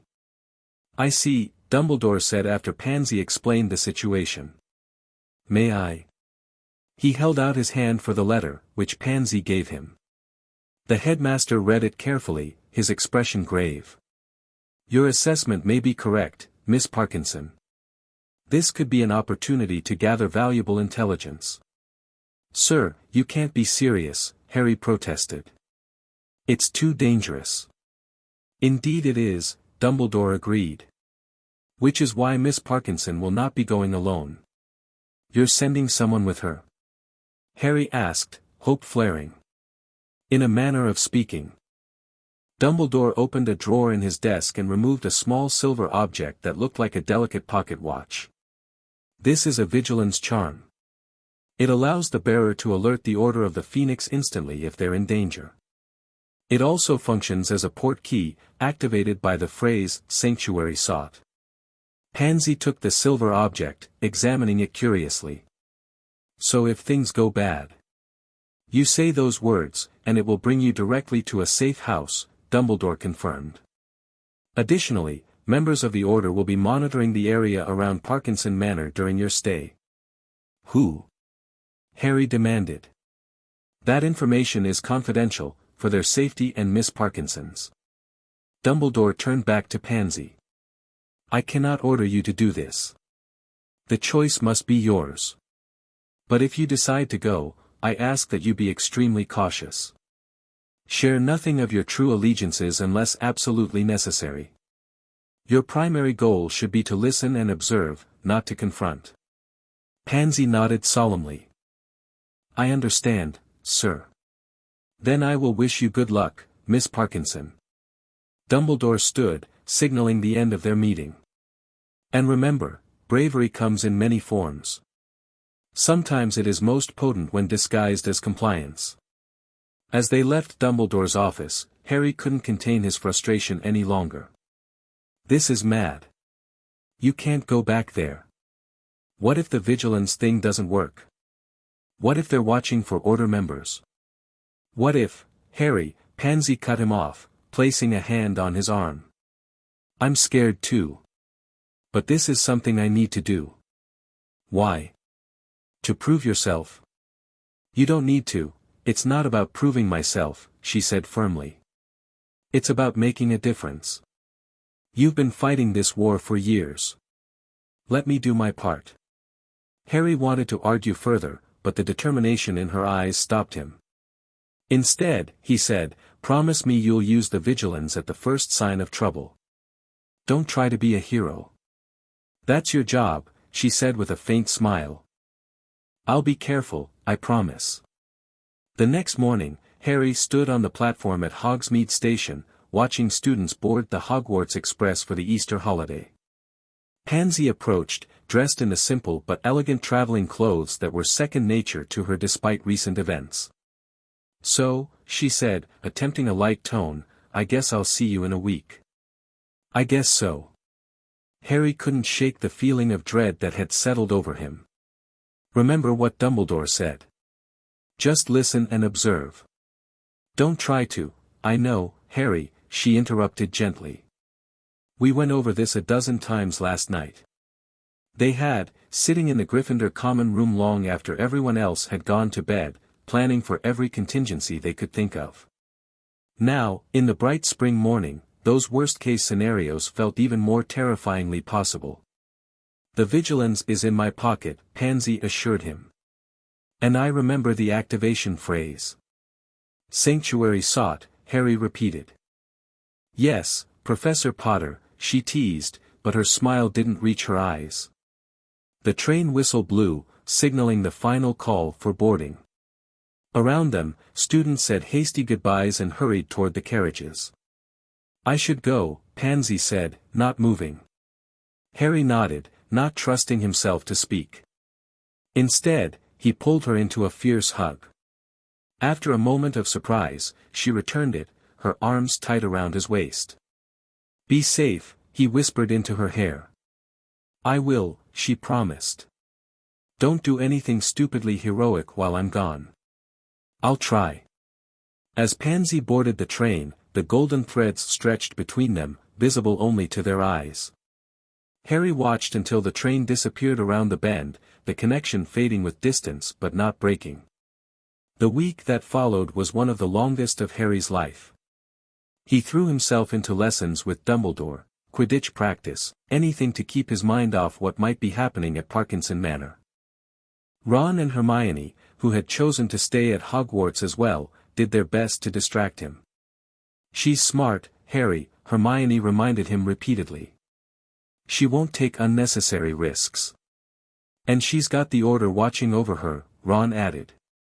Dad said Tonks and Kingsley are involved, though he wouldn't tell me exactly how. But Harry couldn't shake his worry. Each night, he checked the Marauders map compulsively, as though Pansy's name might suddenly appear within the castle walls. Each morning, he scanned the breakfast table for owls that never came. On the fourth day of break, Dumbledore summoned Harry to his office. His heart racing, Harry sprinted up the spiral staircase, convinced something had happened to Pansy. Sir, he asked breathlessly as he burst through the door. Is she, Miss Parkinson is fine, as far as we know, Dumbledore said calmly. Please, sit down. Relief made Harry's knees weak. He sank into the chair across from Dumbledore's desk. Then why, I received a communication from one of our observers at Parkinson Manor, Dumbledore explained.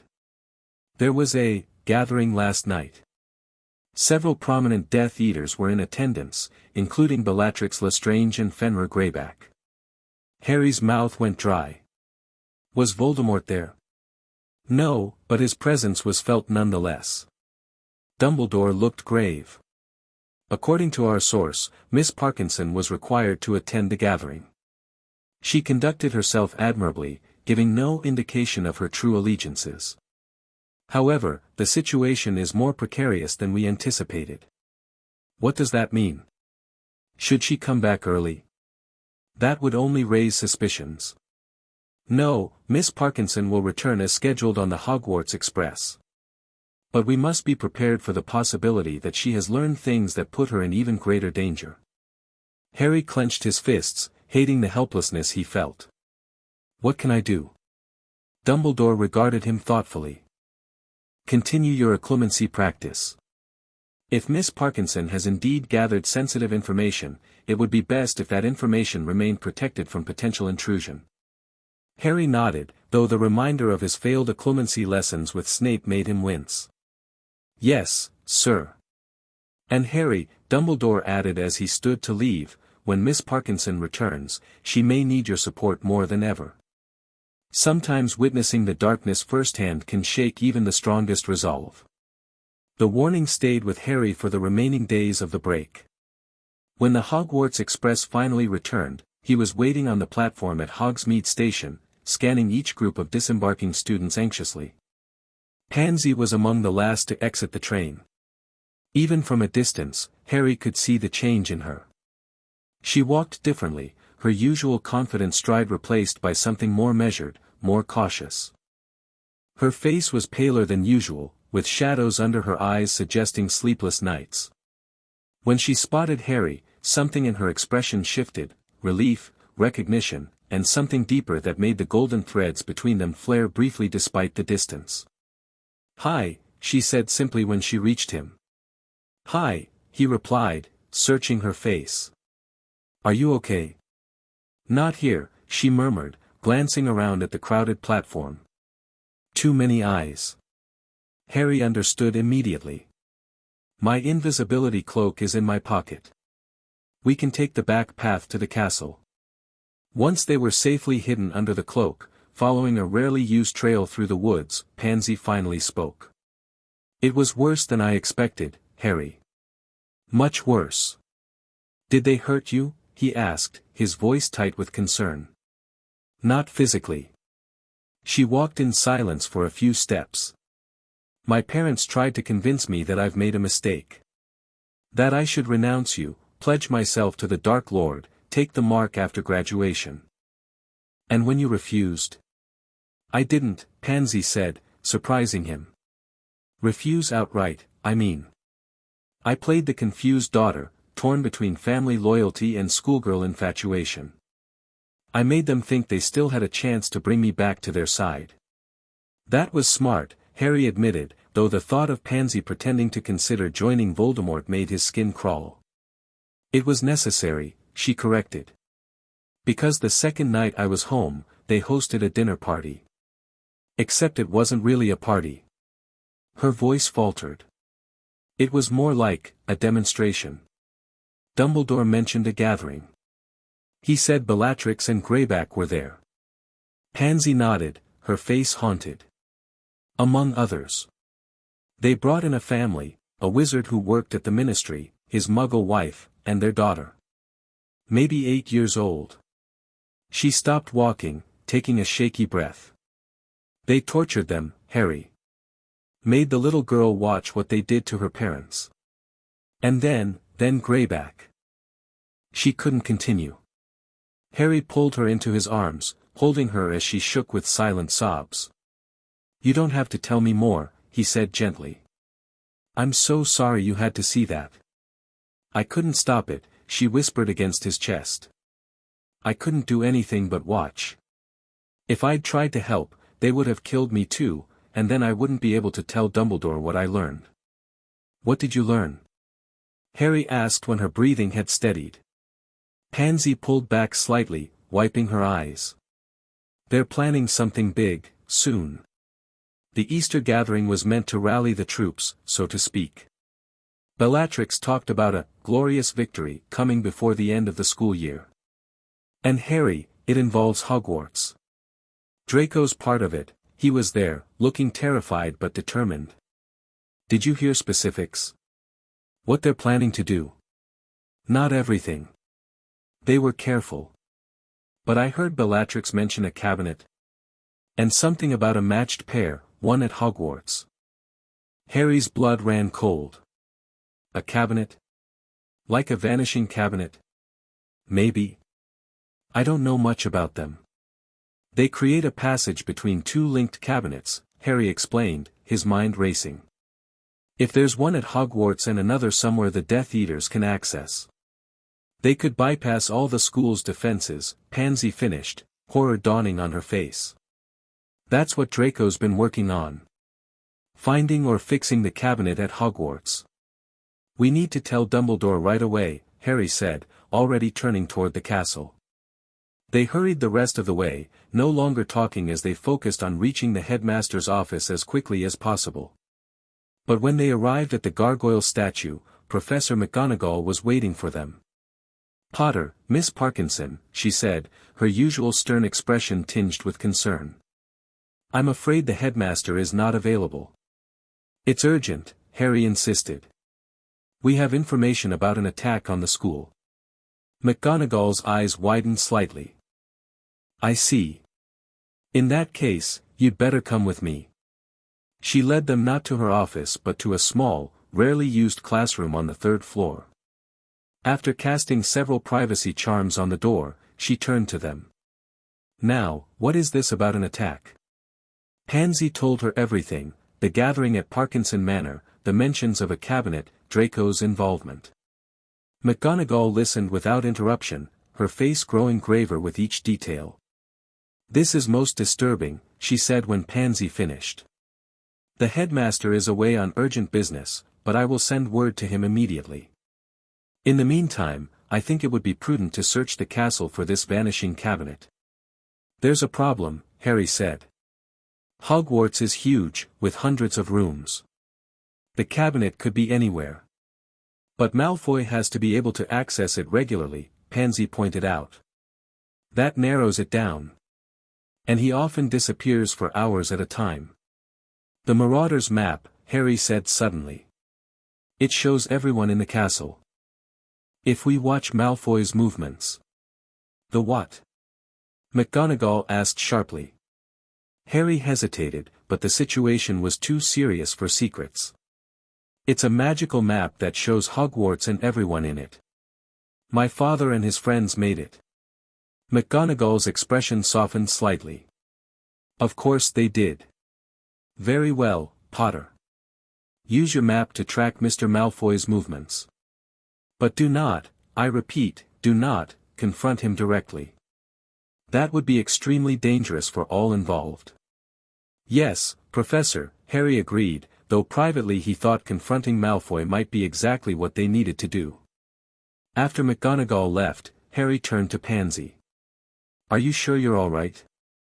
After everything you saw?" "I'm not all right," she admitted. "I don't think I will be for a while. But I'm here, and I'm still fighting. That's what matters." Harry took her hand, the golden threads appearing between them, stronger than ever. "You're the bravest person I know, Pansy Parkinson." She laughed softly. "Careful, Potter." That almost sounded like a compliment. "Harry," he corrected gently. "Harry," she agreed, squeezing his hand.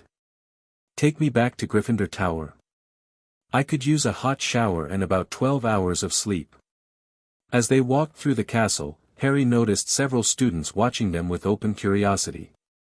Their joined hands and the now visible golden threads connecting them were causing quite a stir. But for once, Harry didn't care what anyone thought. Operation Watch Malfoy began the next day. Using the Marauder's map, Harry tracked Draco's movements between classes, during meals, and into the evening. Ron and Hermione took turns helping, though Ron complained about stalking the ferret and Hermione worried they should be focusing on exams. Pansy provided invaluable insights, pointing out patterns in Draco's behavior that Harry might have missed.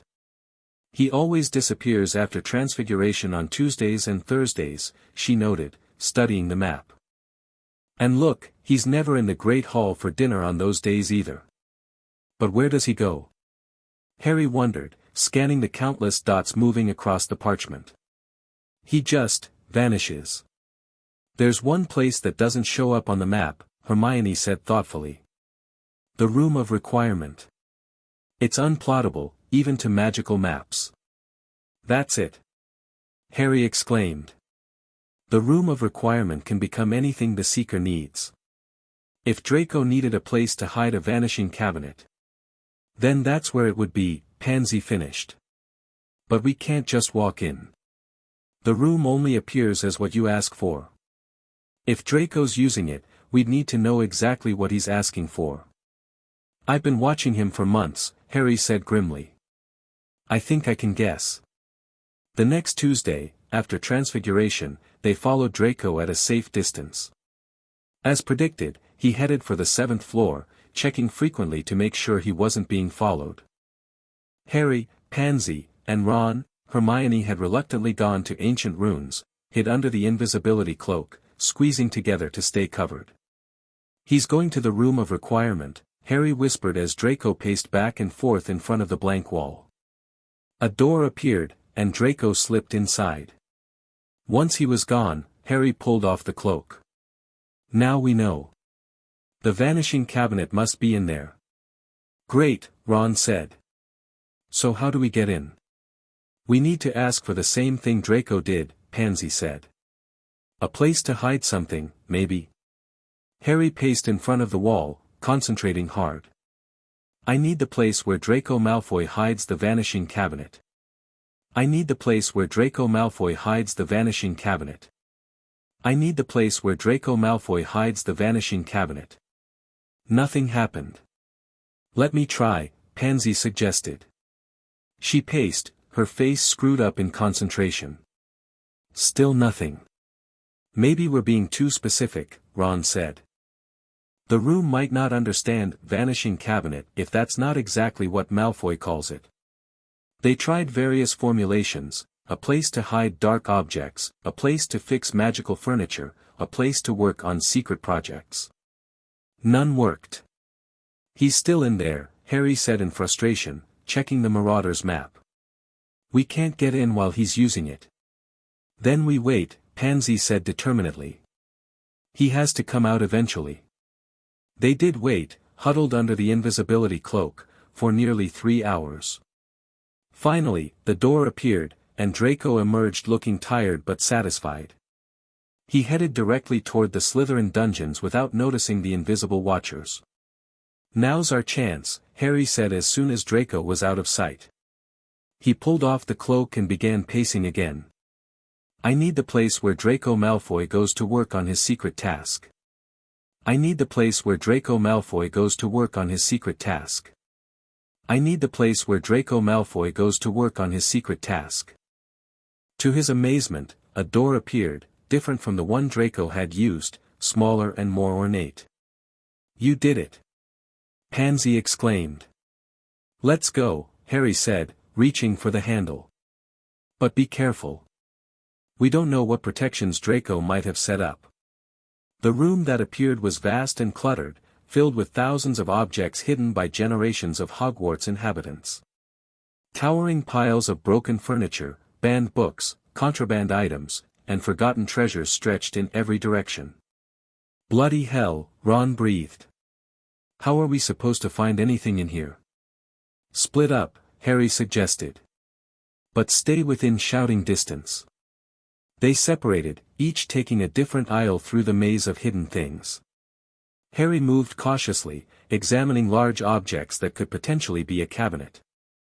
After 20 minutes of searching, he heard Pansy's voice. Harry! Ron. Over here. He found her standing in front of a large, black cabinet with ornate silver hinges. It looked ancient but well-maintained, with fresh polish gleaming on its surface. This has to be it, Pansy said, gesturing to faint marks on the floor around the cabinet. Look, Draco's been working here. Those are scuff marks from someone standing in the same spot for hours. Ron examined the cabinet without touching it. How do we know if it works? I mean, if there's another one somewhere else that it connects to. We don't, Harry said grimly. But I bet Draco's been testing it. That's why he spends so much time in here. Pansy circled the cabinet thoughtfully. We could disable it somehow. Break it so it won't work. No, Harry said after a moment's consideration. If we do that, Draco will know someone discovered his plan. We need to catch the Death Eaters in the act, not just delay them. You want to let them attack the school? Ron asked incredulously. Not exactly, Harry replied. I want us to be ready when they try. If we know when and how they're coming, we have the advantage. So we watch Draco even more closely, Pansy concluded. And when he makes his move, we stop him, Harry finished. And anyone who tries to come through that cabinet. They left the room of requirement with a new sense of purpose. Harry sent an owl to Dumbledore immediately, explaining what they'd found. The headmaster's reply came the next morning, a single line written in his flowing script: continue monitoring. Do nothing without contacting me first. That's it? Harry said in frustration. Continue monitoring. He must have a plan, Hermione reasoned after they showed her the note. Dumbledore always has a plan. Sometimes his plans involve a lot of waiting until things get really bad, Harry muttered. Over the next few weeks, their surveillance of Draco intensified. Using the Marauder's map and the invisibility cloak, they tracked his every movement, noting the increasing frequency of his visits to the room of requirement. Pansy, with her knowledge of Slytherin habits and social dynamics, provided crucial context. He stopped caring about his appearance, she noted one evening as they watched Draco pick listlessly at his dinner. That's significant for Draco. He's always been obsessed with looking perfect. He's losing weight too, Hermione added. And have you noticed the way he jumps whenever he gets mail? He's terrified. Good, Ron said bluntly. He should be, planning to let Death Eaters into the school. I don't think he has a choice, Pansy said quietly. You didn't see him at the gathering at my parents' house. The Dark Lord has threatened his family. Probably his mother specifically. Draco's always been close to her. Harry remembered Dumbledore's words from their private lessons: Voldemort uses people's attachments against them. Was that what was happening to Draco? Was he being forced to choose between his mother's life and the safety of Hogwarts? Not that it excused what he was planning, but it made Harry see the situation with more complexity than before. As May turned to June, the tension in the castle grew. Exams approached, but Harry could barely focus on studying. Every night, he checked the Marauder's map before bed, making sure Draco was in his dormitory. Every morning, he woke with a sense of dread, wondering if today would be the day the Death Eaters attacked. Pansy felt the pressure even more acutely. She had moved back to her private room after Easter, with enhanced security measures installed by Flitwick and McGonagall. But the isolation was taking a toll. Dark circles appeared under her eyes, and she jumped at sudden noises. You need rest, Harry told her one evening as they studied together in her room.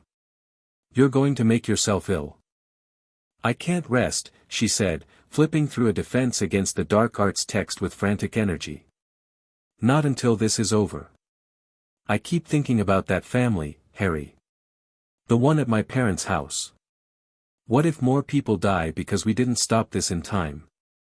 Harry gently took the book from her hands. We're doing everything we can. But you won't be any use in a fight if you're exhausted. Pansy sighed, leaning back against the headboard of her bed. I know. It's just hard to turn off my brain. Try, Harry urged, sitting beside her. Just for a little while. She looked at him, something vulnerable in her expression. Stay with me. Not like, I mean, just until I fall asleep. I have nightmares when I'm alone. Harry nodded, understanding completely. He knew all about nightmares. Of course.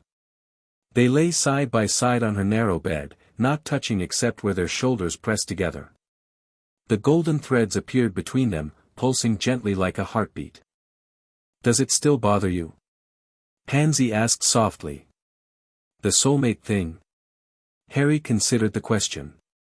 Not like it did at first. It feels, right now, somehow. Does that sound weird? A little, she admitted. But I know what you mean. It's like the universe knew something we didn't. That you're not actually an evil Slytherin princess. She elbowed him lightly. That you're not actually an insufferable Gryffindor hero. Except I kind of am, Harry said with a small smile. Yeah, Pansy agreed, her voice softening. You kind of are.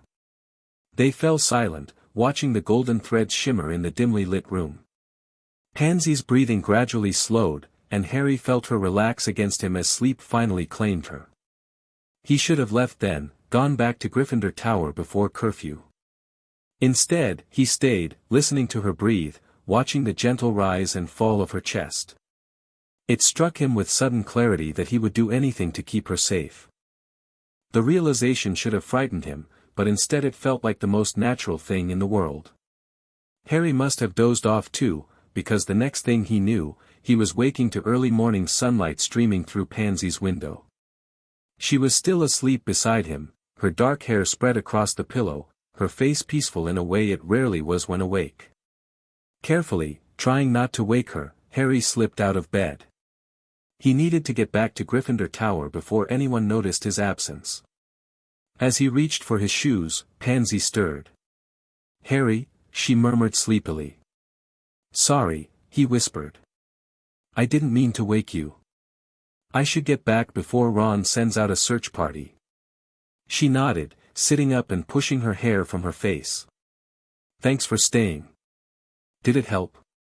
With the nightmares? Yes, she said simply. It helped. Harry smiled, warmth spreading through his chest. Good. I'll see you at breakfast. I'll be there. As Harry slipped out into the corridor, he felt lighter somehow, despite all the dangers still facing them. Something had shifted between him and Pansy, something subtle but significant. The feeling lasted until he checked the Marauders' map that evening and couldn't find Draco Malfoy anywhere in the castle. He's gone, Harry said, panic rising in his throat. He's not on the map. Where could he? The room of requirement, Hermione answered immediately. He must be there. I need to find out what he's doing, Harry said, already reaching for his invisibility cloak. Ron and Hermione exchanged worried glances. Mate, Dumbledore said not to do anything without contacting him first, Ron reminded him. I'm not doing anything, Harry argued.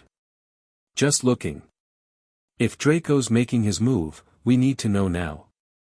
I'm coming with you, Pansy said firmly. She had been studying with them in the Gryffindor common room, a sight that no longer drew stares from the other students. I know Draco better than any of you. I'll be able to tell if he's about to activate the cabinet. Harry nodded, grateful for her support. Ron, Hermione, can you try to contact Dumbledore? Use the DA coins to alert the others that something might be happening. Be careful, Hermione warned as Harry and Pansy prepared to leave. If Death Eaters do come through that cabinet, we'll get out and sound the alarm, Harry promised. No heroics. But even as he said it, Harry knew that if Death Eaters were entering Hogwarts, he wouldn't simply walk away.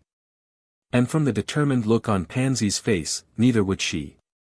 The corridors were quiet as they made their way to the 7th floor under the invisibility cloak. When they reached the blank wall opposite the tapestry of Barnabas the Barmy, Harry paced back and forth, concentrating on the same thought as before, I need the place where Draco Malfoy goes to work on his secret task. Nothing happened. He's blocked it somehow, Harry said in frustration. He must have asked the room not to let anyone else in while he's using it. We need to think like Draco, Pansy said, her brow furrowed in concentration. What exactly would he ask for? They tried various formulations, becoming increasingly desperate with each failure. Finally, Pansy said, wait. Maybe we're overthinking this.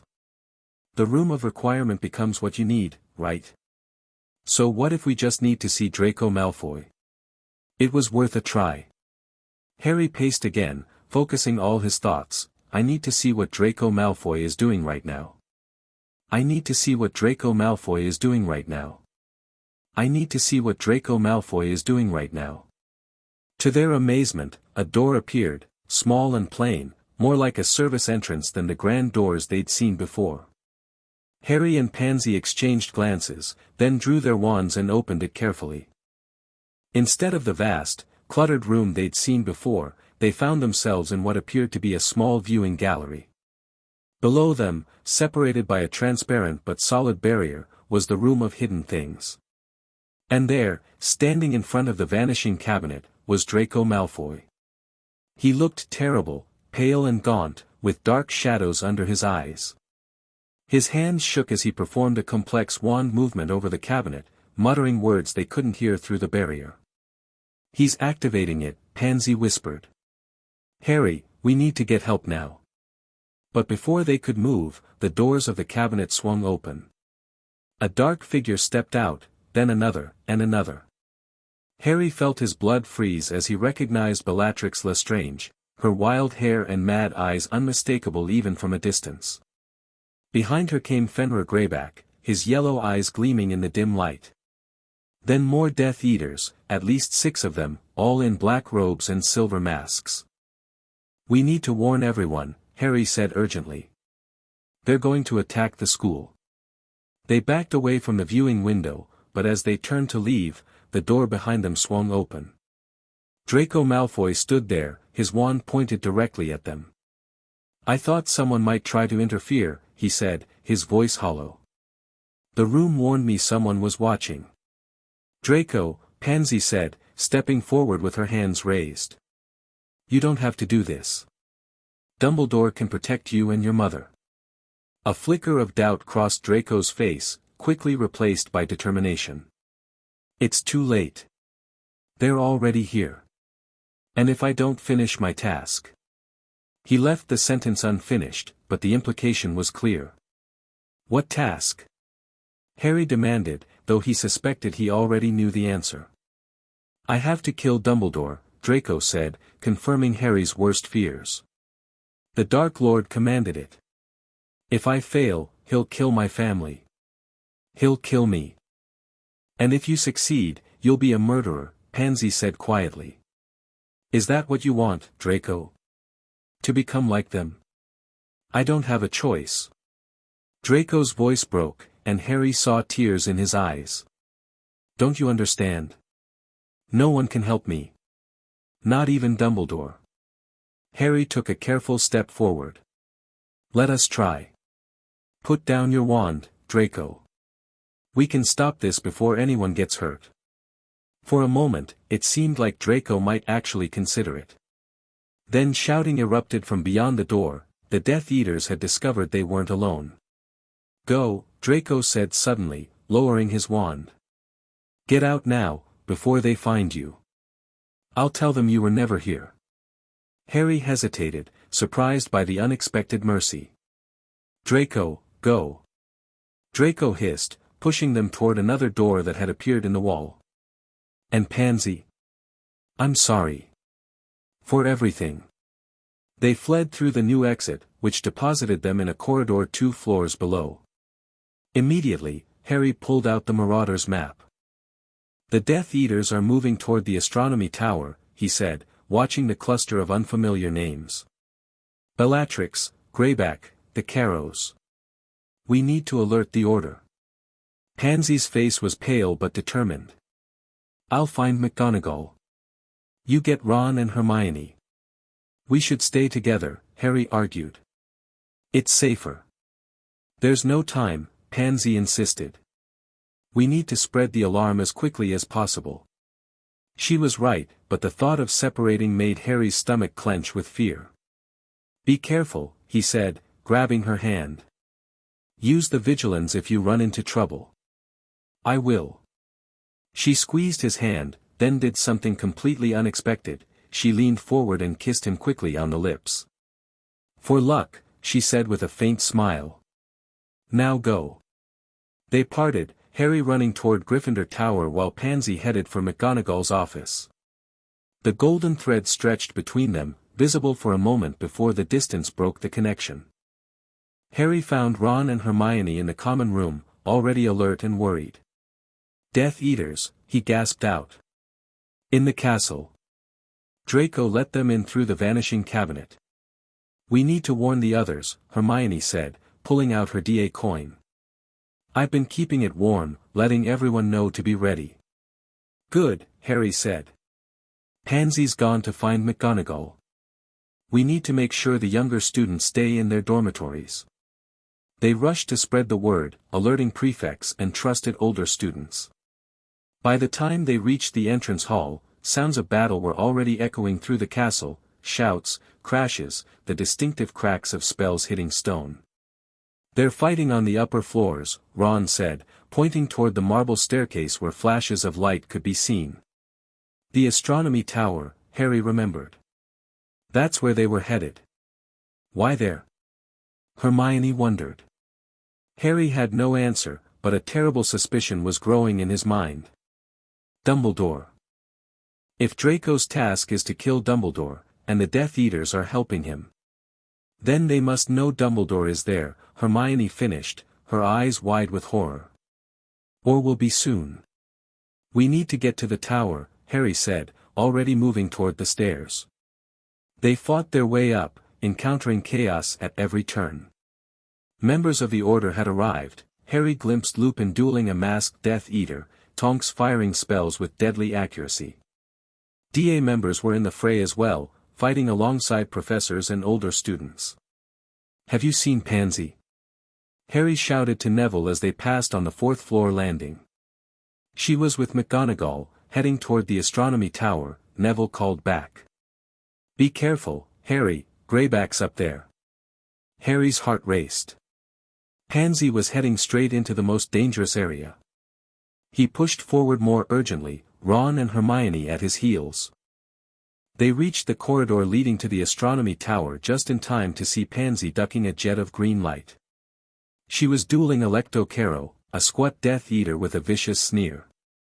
McGonagall was nearby, engaged with Amicus Carrow. Without hesitation, Harry leaped into the fight. Stupefy, he shouted, his spell catching Electo by surprise. She crumpled, giving Pansy a moment to catch her breath. Harry, she gasped. They've cornered Dumbledore at the top of the tower. Draco's up there with him and several Death Eaters. We need to help him, Harry said, already moving toward the tower stairs. There's a barrier, McGonagall called, still dueling Amicus. Death Eater magic. None of us can get through. Harry tried anyway, charging up the spiral staircase only to be thrown backward by an invisible force. Frustrated, he turned to Pansy. There must be a way. Her eyes suddenly widened. The Vigilance, she said, pulling the silver object from her pocket. Dumbledore said it was made by the Order. Maybe it can get through their barrier. It was worth trying. Pansy handed the Vigilance to Harry. Go, she urged. I'll help McGonagall with Carrow. Harry hesitated, torn between the need to help Dumbledore and his fear for Pansy's safety. Promise me you'll be careful. I promise, she said firmly. Now go, Harry. Dumbledore needs you. Clutching the Vigilance, Harry approached the barrier again. This time, when he reached out, the invisible wall seemed to ripple and part, allowing him through. He raced up the stairs, heart pounding. At the top of the tower, he found a scene from his worst nightmares. Dumbledore was slumped against the parapet, looking weaker than Harry had ever seen him. Draco stood before him, wand raised but hand trembling. Around them, Death Eaters formed a semicircle, watching with gleeful anticipation. "Do it, Draco," Bellatrix urged, her voice sickeningly sweet. "One little curse and it's over. Make the Dark Lord proud." I can't," Draco whispered, his wand lowering slightly. "Pathetic," spat a Death Eater Harry didn't recognize. "Just like your father." "Perhaps I can help," said a cold voice, and Severus Snape stepped forward, his black eyes fixed on Dumbledore. Time seemed to slow as Harry watched, hidden in the shadows of the stairwell. Dumbledore looked at Snape, and something passed between them, a message, a plea. "Severus," Dumbledore said softly. "Please." Snape raised his wand, his face a mask of hatred. "Avada Kedavra." Green light flashed, and Dumbledore's body arced gracefully backward, over the parapet, falling into the darkness below. Harry wanted to scream, to rush forward, but shock held him paralyzed. "Time to go," Snape said curtly, grabbing Draco by the collar. "The mission is accomplished." The Death Eaters moved toward the stairs, and Harry barely had time to press himself into an alcove before they passed. As soon as they were gone, he rushed to the parapet, looking down in desperate hope that somehow, Dumbledore had survived. Far below, a small figure lay sprawled on the ground, surrounded by gathering students and staff. Even from this distance, Harry could see that the headmaster was beyond help. Rage and grief surged through him. "Snape," he whispered, his hands clenching into fists. "You traitor." He ran down the stairs, no longer caring about the barrier, which had vanished with the Death Eater's departure. In the corridor below, the fighting continued, but with less intensity. The Death Eaters were retreating, their mission complete. "Harry." Pansy's voice cut through his blind fury. She was supporting Hermione, who had a nasty cut on her forehead. "What happened up there?" "We heard, Dumbledore's dead," Harry said, the words tasting like ash in his mouth. "Snape killed him." Shock rippled across Pansy's face. "Snape? But he's a Death Eater," Harry finished bitterly. "He's always been loyal to Voldemort. And I'm going after him." "Harry, no." Hermione cried, but he was already running, chasing the retreating Death Eaters through the castle. He caught up to them on the grounds, near the gates. Snape was ushering Draco ahead, the other Death Eaters laying down covering fire against pursuing Order members. "Snape!" Harry bellowed, casting a stunning spell that the former professor deflected with contemptuous ease. "Run, Draco," Snape ordered, turning to face Harry. "I'll deal with Potter." Draco hesitated, looking back at Harry with something like regret in his eyes. Then he turned and fled toward the gates. "He trusted you," Harry said, advancing on Snape with his wand raised. "Dumbledore trusted you, and you killed him." "You know nothing, Potter," Snape replied coldly. As usual. Harry attacked with every spell he knew, but Snape countered them all, barely seeming to exert himself. When Harry tried to use Sectum Sempra, a spell he'd learned from Snape's own potions book, the man's face contorted with rage. "You dare use my own spells against me?" Snape hissed. "I am the Half-Blood Prince." Before Harry could process this revelation, a jet of light struck him in the chest, throwing him backward onto the grass. Snape loomed over him, wand pointed at Harry's face. "The Dark Lord wants you alive, Potter," he said softly. "But accidents happen." Harry braced himself for the killing blow, but instead heard a familiar voice shout, "Protego." A shield charm erupted between him and Snape, so powerful it knocked the man back several steps. Pansy stood there, her wand steady despite the blood running down her arm. "Get away from him," she said, her voice deadly calm. Snape's eyes widened with genuine surprise. "Miss Parkinson." An unexpected development. "I'm full of surprises," Pansy replied, moving to stand protectively in front of Harry. "Now back off before I show you exactly what I learned in those defense lessons."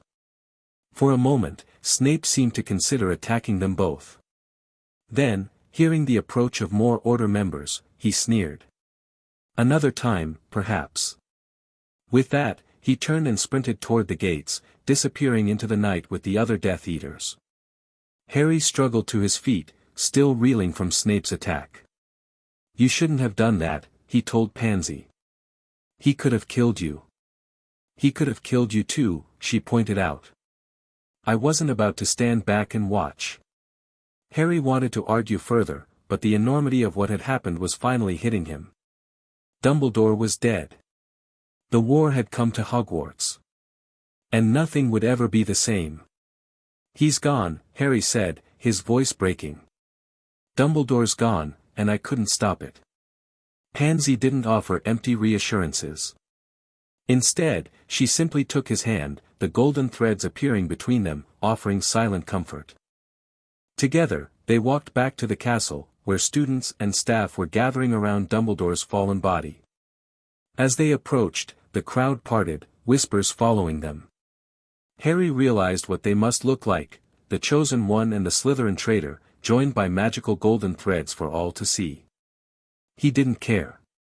In that moment, Pansy's presence beside him was the only thing keeping him upright. They reached the circle of light where Dumbledore lay. McGonagall stood nearby, tears streaming down her face as she directed staff to keep students back. When she saw Harry and Pansy, something in her expression softened. "Potter," she said gently. "Miss Parkinson. Are you injured?" "We're fine," Harry answered automatically, though he felt far from fine. "Professor Snape, I know," she cut him off. "Mr. Weasley told me what happened. The Order is already searching, but I fear Severus is long gone." "What happens now?" Pansy asked, the question that hung in everyone's mind. McGonagall straightened, summoning the dignity and authority that had always defined her.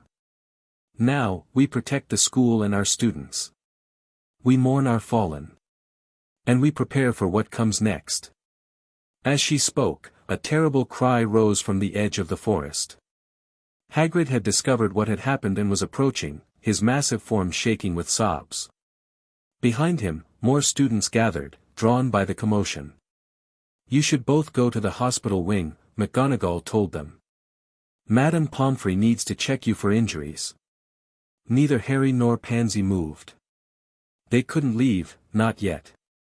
Not with Dumbledore lying there, his body broken but his face peaceful, as though he'd simply fallen asleep beneath the stars. Harry felt Pansy's hand tighten around his.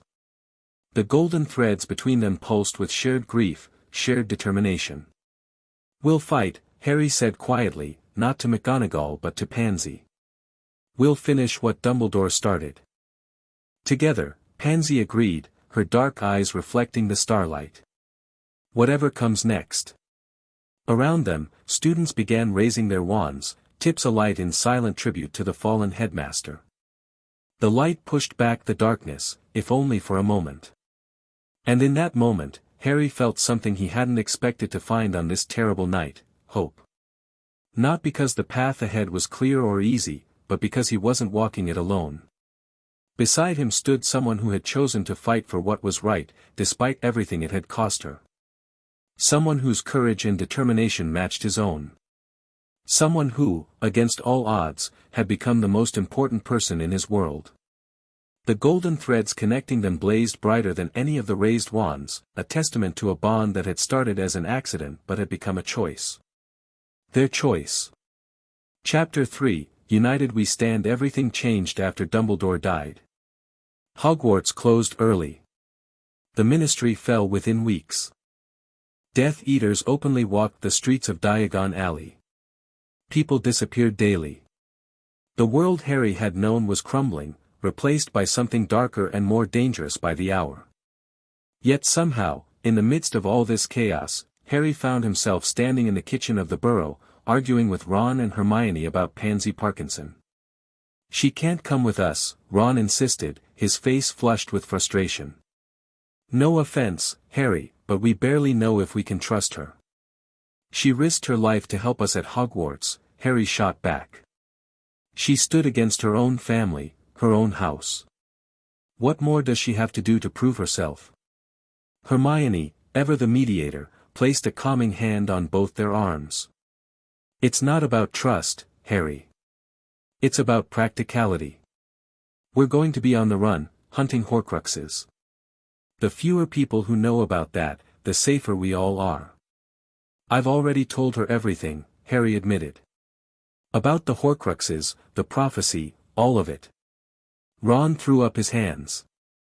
Bloody hell, Harry. Dumbledore said, Dumbledore's dead. Harry cut him off, more harshly than he intended. And I trust Pansy with my life. With all our lives. The kitchen fell silent except for the gentle bubbling of Mrs. Weasley's stew on the stove.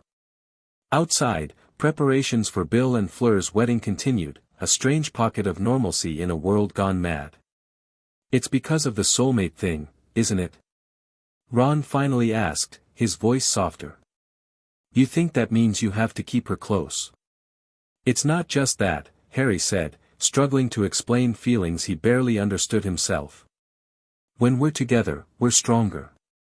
You saw it at Hogwarts, during the attack. Our magic connects somehow. Amplifies. Hermione's eyes lit with academic interest despite the tension. That's actually documented in cases of confirmed magical soul bonds. Combined spellcasting can be significantly more powerful. See? Harry gestured at Hermione. It's not just sentimentality. It's practical. It's also dangerous, Ron countered. She's a known target now. The Death Eaters want her dead for betraying them. Her family's disowned her. She's got a bigger target on her back than any of us except you, Harry. That was the part Harry couldn't argue with. Since openly fighting against Death Eaters at Hogwarts, Pansy had become a priority target for Voldemort's followers. Blood traitors were always hated, but a Slytherin from a prominent pure-blood family turning against them? That was unforgivable in their eyes. I can't leave her unprotected, Harry said finally. I won't. What about the Order? Hermione suggested. They could hide her, like they're doing with other vulnerable people. Harry shook his head. She'd never agree to sit out the fight. You know that. Then we're at an impasse, Ron said, throwing himself into a kitchen chair. Because I still think 4 people hunting Horcruxes is too many. Before Harry could respond, there was a sharp crack from the garden, followed by urgent knocking at the back door. Mrs. Weasley hurried in from the laundry room, wand drawn. Who's there? She called, suddenly alert. It's me, Remus Lupin, came the reply. Married to Nymphadora Tonks, whose Patronus is a wolf because of her feelings for me. Mrs. Weasley opened the door to reveal Lupin, looking more haggard than usual, his clothes torn and dirty. What's happened? She asked, ushering him inside. Death Eaters, Lupin said grimly, nodding a greeting to Harry, Ron, and Hermione. They've taken the Parkinsons. Harry felt the blood drain from his face. What? When? Last night. Attacked their manor house, took them both prisoner. It's being kept quiet, not even in the Prophet yet, but Kingsley heard from a contact in the Department of Magical Law Enforcement. Does Pansy know? Harry asked, already reaching for his jacket. That's why I'm here, Lupin said. She needs to be warned. We think they took her parents as bait to draw her out. Harry's mind raced. Pansy was staying with Tonks's parents, one of the few safe houses still secure enough to risk housing her. I need to go to her, he said, moving toward the door. Harry, wait, Hermione caught his arm. This could be exactly what they want. You rushing off to find her, exposing yourself, I don't care, Harry said, pulling free. If it were your parents, would you hesitate? Hermione fell silent, pain flashing across her face. She'd sent her own parents to Australia with modified memories for their protection, a sacrifice Harry knew haunted her daily. I'm coming with you, Ron said unexpectedly, standing up. If you're determined to do this, you shouldn't go alone. Both of you, stop, Lupin interrupted. No one is going anywhere until we have a plan. The Order is already working on locating the Parkinsons. Rushing in blindly will only get more people hurt. Where would they take them? Harry asked, forcing himself to think strategically. Not Malfoy Manor, we know the Order is watching that. Probably one of the lesser-known Death Eater properties, Lupin suggested. They have safe houses too, you know. Wait, Ron said suddenly. Wasn't Pansy friends with the Greengrass family? Didn't she mention staying at their summer house once? Harry's eyes widened. She did. During Easter holidays in 4th year. Said it was near the coast somewhere. Cornwall, Hermione supplied. She mentioned it during arithmancy once. Said the weather was always perfect there, unlike at her family's place in Yorkshire. Lupin looked impressed. That's actually helpful. The Greengrasses haven't openly declared for Voldemort, but they have connections to several Death Eater families. Their property would be a logical choice, secluded but accessible. We need to tell Pansy, Harry insisted. And then we need to make a plan to get her parents out. Harry, Lupin said cautiously, the Order will handle this. You have your own mission from Dumbledore. This is part of it now, Harry replied, his tone leaving no room for argument. Pansy's part of it. Something in his expression must have convinced Lupin, who nodded reluctantly. Very well. But we do this properly, with Order backup. No heroics. Agreed, Harry said, though they all knew his definition of no heroics tended to be flexible. Within an hour, they had apparat to the Tonks residence. Harry sighed along with Lupin due to the protective enchantments. The modest house sat nestled in a quiet village, looking utterly ordinary except for the subtle shimmer of protective spells surrounding it. Pansy answered the door, wand already drawn. She looked different than she had at Hogwarts, her hair pulled back in a simple ponytail, dressed in borrowed jeans and a t-shirt instead of her usual expensive clothes. But her eyes were the same, sharp, intelligent, and currently narrowed with suspicion. Prove it's you, she demanded, wand pointed at Harry's chest. The first time I kissed you was after the Hogsmeade attack, Harry said without hesitation. And the second time was in the astronomy tower when you told me about what Draco was planning. The golden threads appeared between them, confirming his identity better than any password could. Pansy lowered her wand, relief washing over her face. What's happened? She asked immediately, ushering them inside. You wouldn't all come unless something was wrong. Harry reached for her hand, unsure how to soften the blow. It's your parents, Pansy. Death Eaters have taken them. She went very still, her face draining of color. For a moment, Harry thought she might collapse. Then steel entered her spine, and she straightened, her expression hardening into determined resolve. When? Last night, Lupin answered. We believe they're being held at the Greengrass summer home in Cornwall. Pansy nodded, already thinking. That makes sense. Isolated, warded, but not an obvious Death Eater location. Daphne's father has always played both sides, never took the mark, but never opposed the Dark Lord either. We're going to get them out, Harry told her firmly. The Order is making plans now. Pansy looked at him, then at Ron, Hermione, and Lupin. No, she said simply. Not the Order. Us. Pansy, Hermione began, but Pansy cut her off. They're my parents. And they're being used as bait for me. I won't risk Order members being captured or killed for my sake. You think we'll let you go alone? Ron asked incredulously. Of course not, Pansy replied with a hint of her old sharpness. I expect you three to come with me. She glanced at Harry. Especially you. We're stronger together, remember? The echo of his earlier words to Ron and Hermione wasn't lost on Harry. Always, he agreed. Lupin looked between them, clearly unhappy with the direction the conversation had taken. This is exactly what Voldemort wants. To draw you out, Harry. To separate you from protection. I know, Harry said.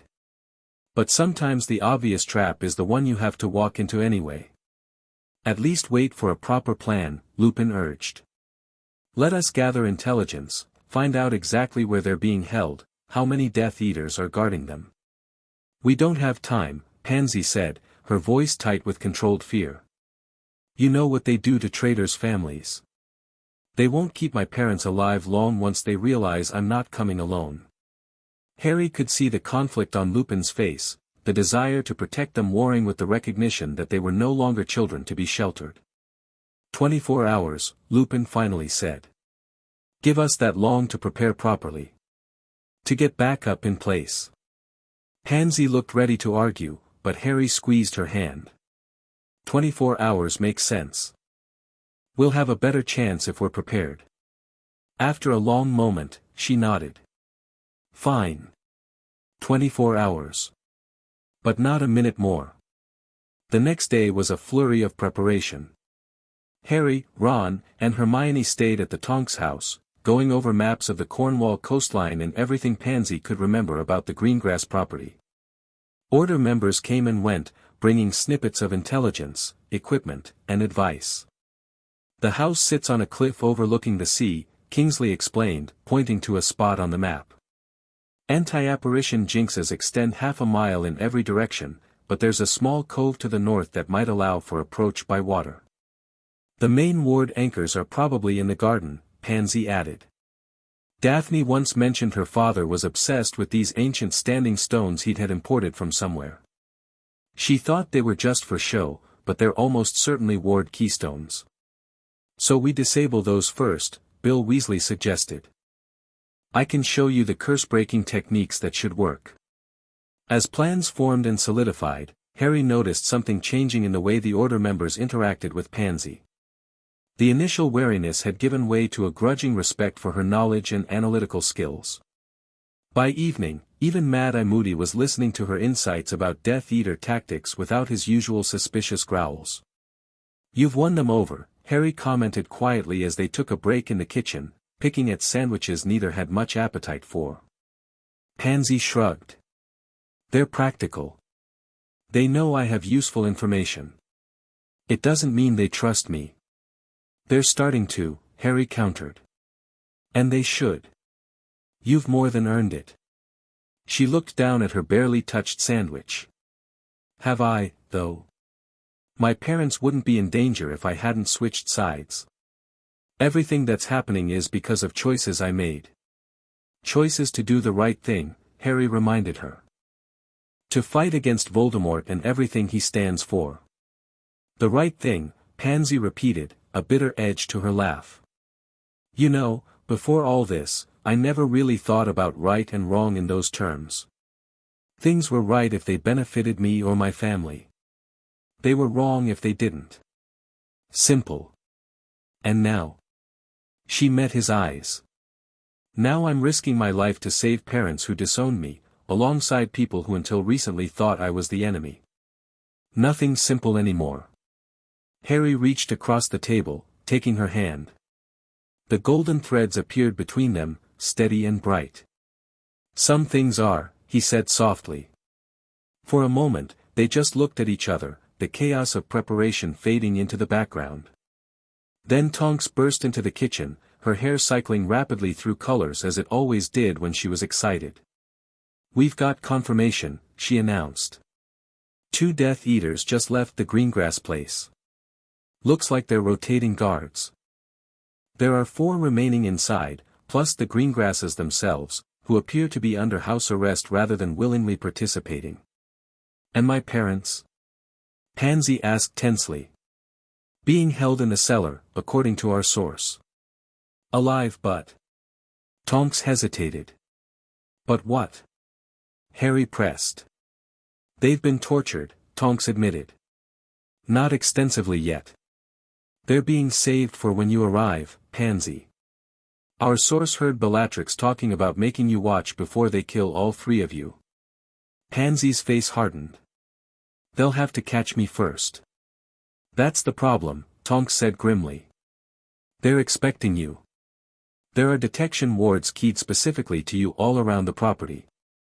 The moment you cross them, they'll know exactly where you are. Harry felt Pansy's hand tighten around his. Then we don't cross them, she said. We go under them. The sea cave, Harry realized, remembering Kingsley's mention of the cove. Ward boundaries don't usually extend very far below ground level. Pansy nodded. And the Greengrass cellar has an old smuggler's tunnel. Daphne showed it to me once. It's been blocked up for centuries, but it originally led to that same cove. So we approach by boat, enter through the cave, and try to break through to the smuggler's tunnel. Ron summarized, having joined them with Hermione. That's mental. We don't even know if the tunnel still connects to the cellar. It's our best option, Pansy insisted. The Death Eaters won't be watching for an approach from below. All their attention will be on the ward boundaries. Heated discussion followed, with various Order members weighing in on the plan's viability. In the end, Moody made the decisive argument. The lass is right, he growled. Hit them where they ain't looking. Basic strategy. With that settled, final preparations moved quickly. Bill worked with Pansy on spells to detect and break through the old tunnel blockage. Kingsley arranged for a small boat to be waiting at a nearby fishing village.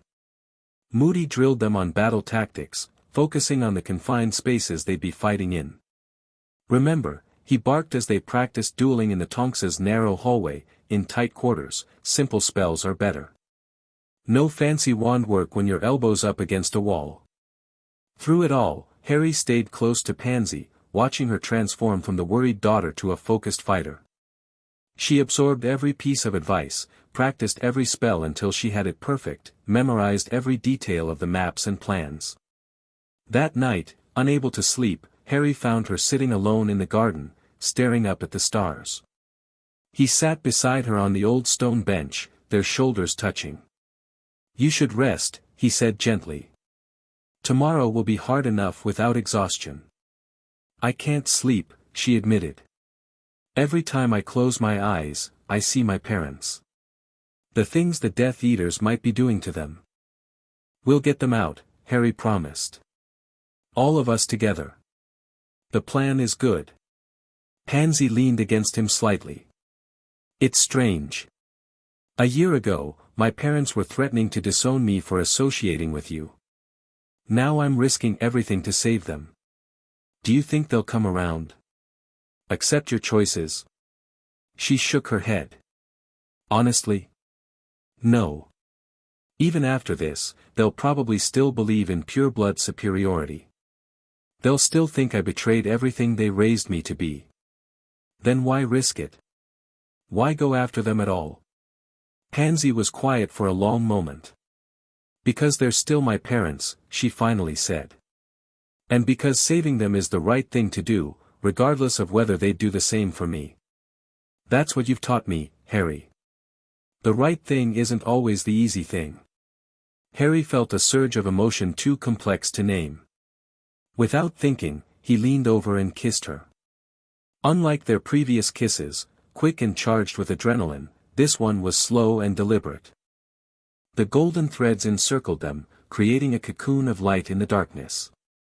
When they separated, Pansy's eyes remained closed for a moment, as though she was memorizing the feeling.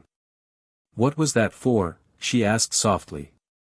For becoming someone even braver than I thought you could be, Harry replied honestly.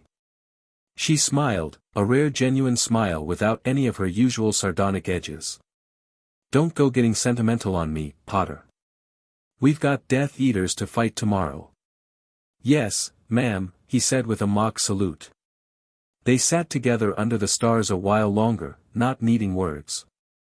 Whatever tomorrow brought, tonight they had this moment of peace. Dawn broke grey and misty over the Cornish coast. A small fishing boat cut through the choppy waves, its occupants huddled under disillusionment charms. Harry's stomach lurched with each swell, but he kept his eyes fixed on the distant cliffs where the Greengrass summer house perched like a watchful bird of prey. Almost there, Bill Weasley murmured from his position at the tiller. The cave entrance should be visible once we round this headland. Beside Harry, Pansy stood rigid, her knuckles white where she gripped the boat's edge. She hadn't spoken much since they'd set out before sunrise. The closer they got to their destination, the more tightly controlled her movements became, as though she was holding herself together through sheer force of will. Ron and Hermione sat near the bow, occasionally checking the defensive spells they'd cast around the vessel. Tonks and Lupin had taken up positions on the cliffs above, ready to create a diversion if needed. The rest of the Order was stationed at strategic points around the property's perimeter, prepared to intercept any Death Eaters who tried to flee or call for reinforcements. The boat rounded the headland, revealing a narrow opening in the cliff face. Dark water lapped at the entrance, making it appear and disappear with each wave. "There it is," Bill said, skillfully steering toward the cave. "Tide's coming in, so we'll need to move quickly." Harry felt Pansy tense beside him as the boat entered the shadowy cave. Inside, the water opened into a small, echoing chamber, its walls slick with spray and algae. Bill guided them to a narrow stone shelf that served as a natural dock. "This is as far as the boat goes," he said, securing it with a quick spell. "From here, we're on foot." They disembarked carefully, wands lit against the darkness. Bill took the lead, scanning for magical traps or monitoring spells. Harry and Pansy followed, with Ron and Hermione bringing up the rear. The cave narrowed into a twisting passage that climbed gradually upward, away from the water. Ancient tool marks on the walls confirmed it was man-made, the beginning of the smuggler's tunnel Pansy had mentioned. "How much farther until we reach the blockage?" Harry whispered. "Should be just ahead," Pansy replied, her voice steady despite the tension evident in every line of her body. Daphne said the tunnel collapsed about halfway to the house. Sure enough, the passage ended abruptly in a jumble of fallen rock and debris that looked centuries old. Bill approached it cautiously, casting detection spells. "No magical barriers," he reported. "Just natural collapse." "That's good news, means the Death Eaters probably don't know about this entrance at all." He began carefully dismantling the blockage, using spells to stabilize the ceiling as he moved rocks aside. It was slow, painstaking work that required absolute concentration. "This could take hours," Ron muttered anxiously. "Not necessarily," Hermione replied. She turned to Pansy. "The soulmate bond, you and Harry can combine your magic, right? Could that help speed this up?" Pansy glanced at Harry. "It might. We've never tried anything this complex before." "It's worth trying," Harry said. "Bill, what exactly are you doing to move the rocks?" Bill explained the principle, a combination of controlled reductor curses to break larger rocks and levitation charms to move the pieces, all while maintaining a continuous shield charm above to prevent further collapse. "Pansy and I can handle the reductor and levitation parts if you focus on the shield," Harry suggested. Bill looked skeptical but stepped aside. "Be extremely careful. One wrong move could bring the whole passage down on our heads." Harry and Pansy stood side by side, their shoulders touching. The golden threads appeared between them, more vibrant than ever in the dim cave. "Ready?" Harry asked. Pansy nodded. "Together. On 3. 1, 2, 3, reducto," they cast simultaneously, their wands pointing at the same large boulder. The spell that erupted from their combined magic was nothing like a standard reductor curse. The boulder didn't just crack, it disintegrated into fine dust that hung suspended in the air before gently settling to the ground. The rocks around it remained perfectly stable. "Bloody hell," Ron breathed. Bill's eyebrows shot up. "Well then. Carry on." Working in perfect synchronization, Harry and Pansy continued clearing the blockage. What would have taken hours was accomplished in 20 minutes. When they finished, a clear tunnel stretched before them, sloping upward toward the house. "That was incredible," Hermione said, eyes wide with academic fascination. "The precision control you maintained, it shouldn't be possible with that much raw power."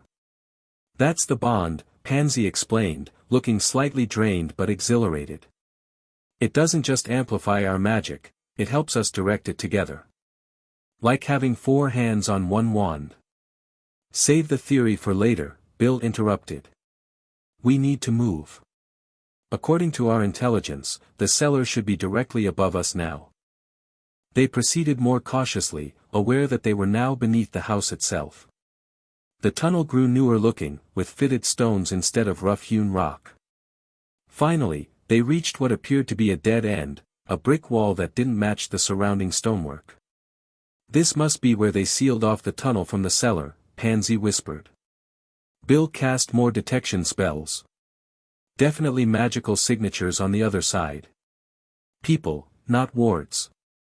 And he frowned, concentrating. 2 distinct magical cores that read as similar. Related individuals. My parents, Pansy said, her voice tight. They're right on the other side. And guards? Harry asked. Bill shook his head. Not that I can detect. They must be stationed elsewhere in the house. So we break through, get her parents, and retreat the same way we came, Ron summarized.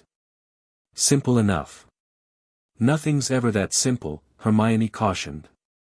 We need to be prepared for wards or alarms on this wall. Bill nodded in agreement. I'll dismantle any I find before we break through. It took another tense 10 minutes for Bill to identify and neutralize the magical protections on the wall. That should do it, he finally said. Now for the physical barrier. Another combined spell, he suggested to Harry and Pansy.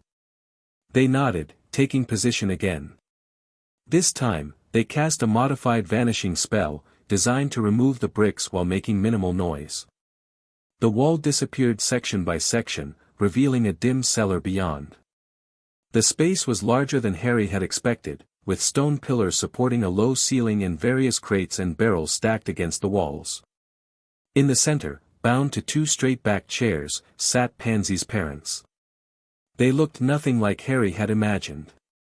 Mr. Parkinson was tall and gaunt, with the same dark hair as his daughter but streaked with premature gray. Mrs. Parkinson was petite and elegant even in captivity, her aristocratic features clearly the source of Pansy's beauty. Both showed signs of rough treatment, bruises, torn clothing, exhaustion etched into their faces. Pansy froze at the sight of them. For a heartbeat, she seemed unable to move or speak. Then Mr. Parkinson raised his head and saw her. Pansy, he whispered, disbelief in his voice. How? Shoo, she warned, finding her voice as she rushed forward. We're getting you out, but we need to be quiet.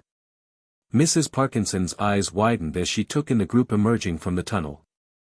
When she spotted Harry, her expression hardened despite her obvious relief. You brought Potter, she said, her voice a barely audible hiss. Of all the foolish, not now, Mother, Pansy cut her off as she worked to untie the magical bindings. Criticize my life choices after we're safely away from the Death Eaters who've been torturing you. Harry moved to help her while Bill kept watch at the cellar stairs and Ron and Hermione secured the tunnel entrance. The magical ropes resisted standard untying spells, forcing Harry and Pansy to work together again, combining their magic to break the enchantments. As the bonds finally fell away, Mr. Parkinson rubbed his raw wrists, looking at the golden thread still visible between Harry and his daughter. So it's true, he murmured. The vinculum animarum. We thought it was just rumors, exaggerations. It's real, Pansy confirmed shortly. And it's saving your lives right now, so perhaps some gratitude wouldn't be misplaced. Before her father could respond, Bill hissed a warning from the stairs. Someone's coming. They froze, listening to the heavy footsteps descending toward the cellar. Harry and Pansy quickly helped the Parkinsons to their feet, supporting them as they moved unsteadily toward the tunnel entrance. Hide, Bill whispered urgently. We can ambush whoever it is and still get out clean. They barely had time to take positions behind pillars and stacks of crates before the cellar door opened. A beam of wandlight swept the room, followed by a male voice Harry didn't recognize. Inspection time, blood traders. The Dark Lord wants a progress report on your reconsideration of loyalties. The light moved further into the room, revealing a heavy-set Death Eater with a brutish face. He stopped abruptly when he saw the empty chairs. "What the?" he began, raising his wand. "Stupefy." Four voices cast simultaneously. The combined stunning spells hit the Death Eater with such force that he flew backward into the wall, crumpling unconscious to the floor. "They'll know something's wrong when he doesn't report back," Hermione said urgently. "We need to move now." They hurried toward the tunnel, but before they could reach it, alarm bells began clanging throughout the house. Shouts and running footsteps sounded above their heads. "Someone must have been watching him," Bill cursed. "The anti-apparition jinxes extend to the cellar. We'll have to fight our way out through the tunnel." "I can barely walk, let alone run through a tunnel," Mrs. Parkinson said, leaning heavily on her husband. "And Edmund is no better." Pansy looked torn between frustration and concern. "We'll help you. Harry and I can." The cellar door burst open again, and two more Death Eaters rushed in, wands already firing curses. Bill and Ron returned fire, forcing them to take cover behind the doorframe. "Go!" Bill shouted to Harry and the others. "Get to the tunnel. We'll hold them off." Harry grabbed Pansy's arm. "He's right. We need to get your parents out now." For a terrible moment, Pansy seemed paralyzed by indecision, caught between helping her friends fight and protecting her parents. Then she nodded sharply, turning to help her mother toward the tunnel. "Potter, Mr. Parkinson said weakly as Harry moved to support him. "Why are you doing this? We've never been kind to you or your kind." "That doesn't matter now," Harry replied, half dragging the man toward safety. "You're Pansy's family. That's enough." They had almost reached the tunnel entrance when a high, cruel laugh echoed through the cellar. Bellatrix Lestrange stood at the foot of the stairs, her wild hair framing her face like a dark halo. "Going somewhere?" she asked sweetly. "But we've been so looking forward to your visit, little Pansy. The Dark Lord will be so disappointed if you leave without saying hello." Harry felt Pansy stiffen beside him. "Get them into the tunnel," she whispered. "I'll deal with her." "Not alone," Harry insisted. Bellatrix laughed again. "Oh, how touching. The lovebirds want to die together." She raised her wand with a vicious flick. Crucio. The curse flew toward them, but Pansy was faster. "Protego," she shouted, the shield charm springing up just in time. To everyone's surprise, including Bellatrix's, the Cruciatus curse rebounded off the shield, forcing the Death Eater to dive aside. Shield charms normally couldn't block unforgivable curses, but this was no ordinary shield. The golden threads had intensified around Harry and Pansy, infusing her spell with their combined power. "That's impossible," Bellatrix hissed, her amusement turning to rage. "What kind of magic is this?" "The kind you'll never understand," Pansy replied, her voice steady despite the fear Harry could feel radiating from her. "Harry, get my parents out." "I'll be right behind you." Harry knew arguing would only waste precious seconds. He nodded, guiding the elder Parkinsons toward the tunnel where Hermione was waiting to help them through. Ron and Bill were still exchanging spells with the Death Eaters at the door, gradually losing ground as more joined the fight. "We need to go," Bill shouted. "All of us, now." Harry turned back to see Pansy dueling Bellatrix, the golden threads extending from her to him like a lifeline.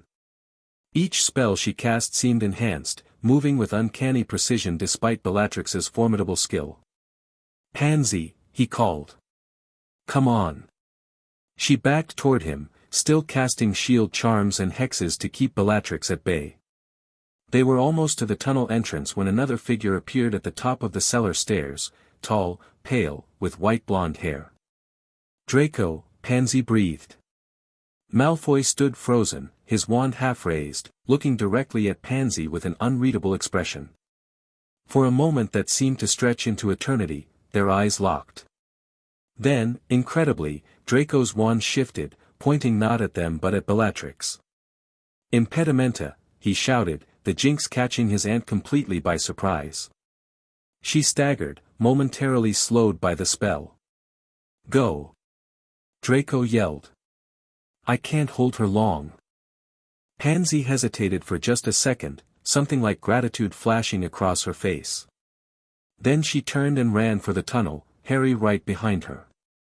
Bill and Ron followed, firing final protective charms to slow pursuit. They raced through the tunnel, supporting the weakened Parkinsons as best they could. Behind them, they heard Bellatrix's enraged screams and the sounds of pursuit. "They're coming!" Ron panted. "Almost there," Bill encouraged them. "Just a little further." They reached the cave just as the first pursuing Death Eaters entered the tunnel. Hermione was waiting in the boat, wand ready. "Hurry," she urged as they splashed through the shallow water to reach her. Harry helped lift Mrs. Parkinson into the boat while Pansy and Ron assisted her father. Bill took up a defensive position, exchanging spells with the Death Eaters emerging from the tunnel. "Cast off!" Bill shouted as soon as everyone was aboard. "I'll apparate from the shore." Harry and Pansy combined their magic one more time, creating a powerful blast of wind that propelled the boat out of the cave and into open water.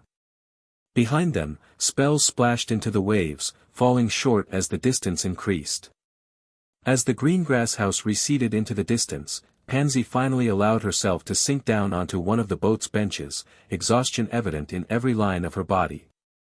Her parents sat across from her, both looking shell-shocked by the rescue and their narrow escape.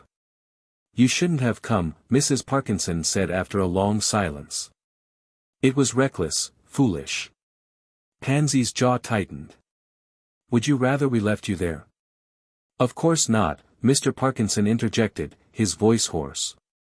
"What your mother means is that you put yourself in terrible danger. For us. After we." He trailed off, unable to complete the thought. "After you disown me?" Pansy finished for him. "Yes, well. Apparently I've developed this inconvenient moral compass. Blame him." She nodded toward Harry. Mrs. Parkinson studied the golden thread still faintly visible between her daughter and Harry.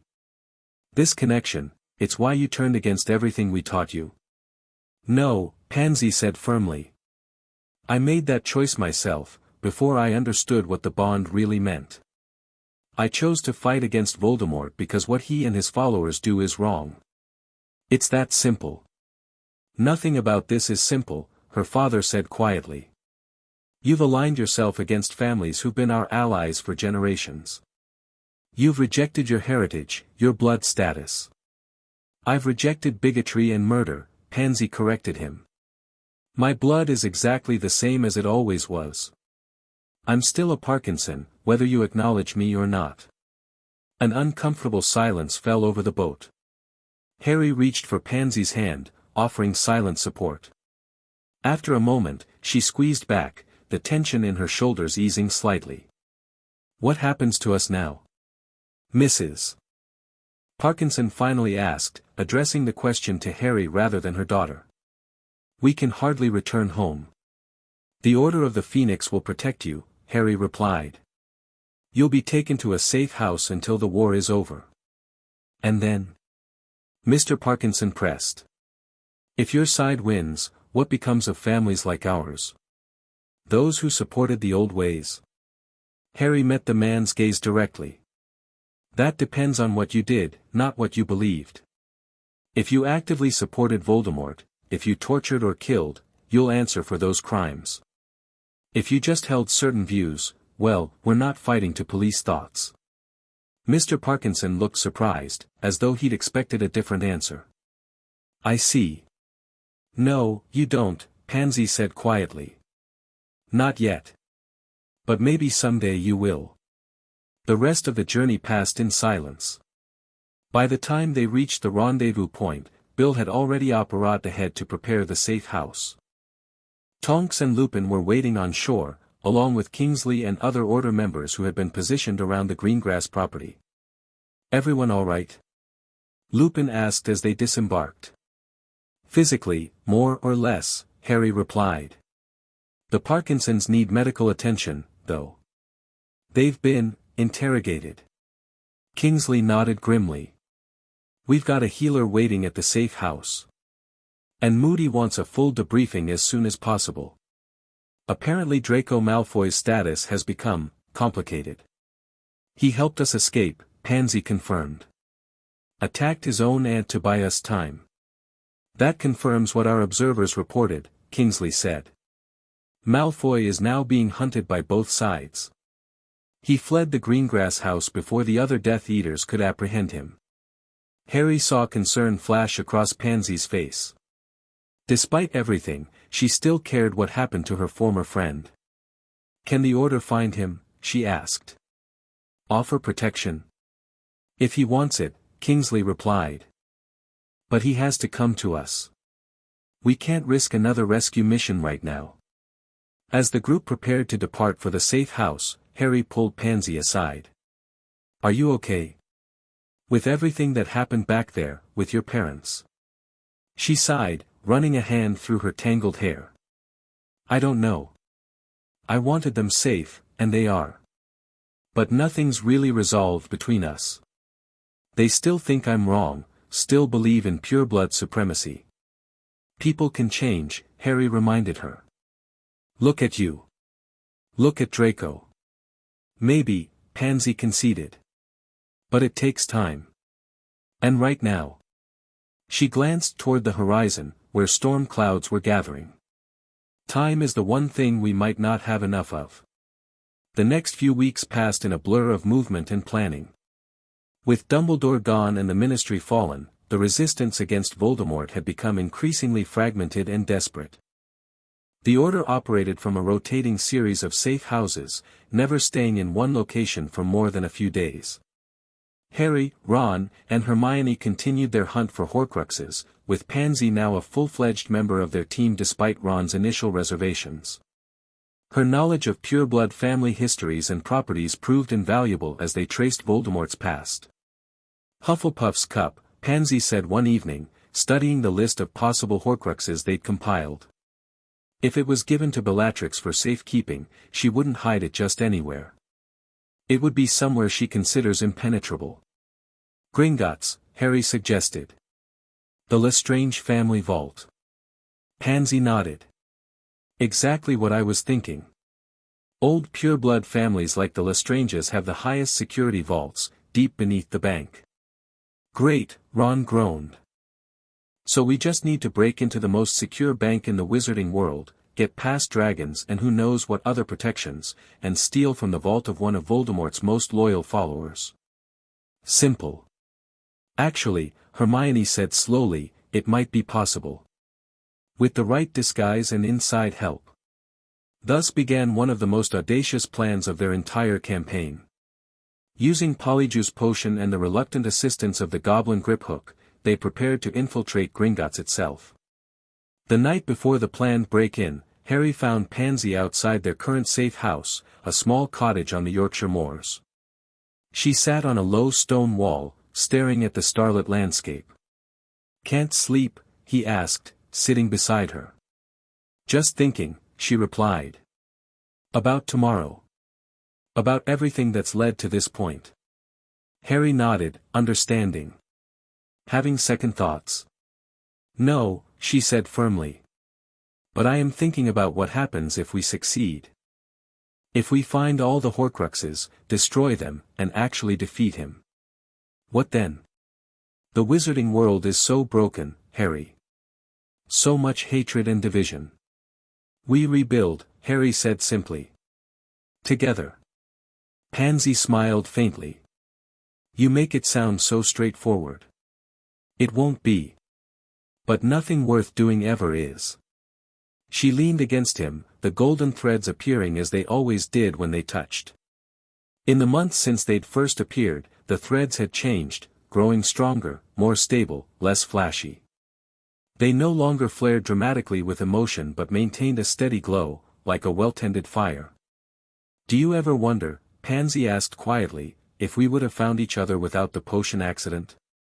If we would have seen past all the house rivalry and prejudice on our own. Harry considered the question. I'd like to think so. Eventually. But it might have taken a lot longer. So the magic just accelerated something that was already possible. I think so. It showed us a potential we couldn't see for ourselves. Harry turned to face her. But what we've built since then, that's been our choice, not magic's.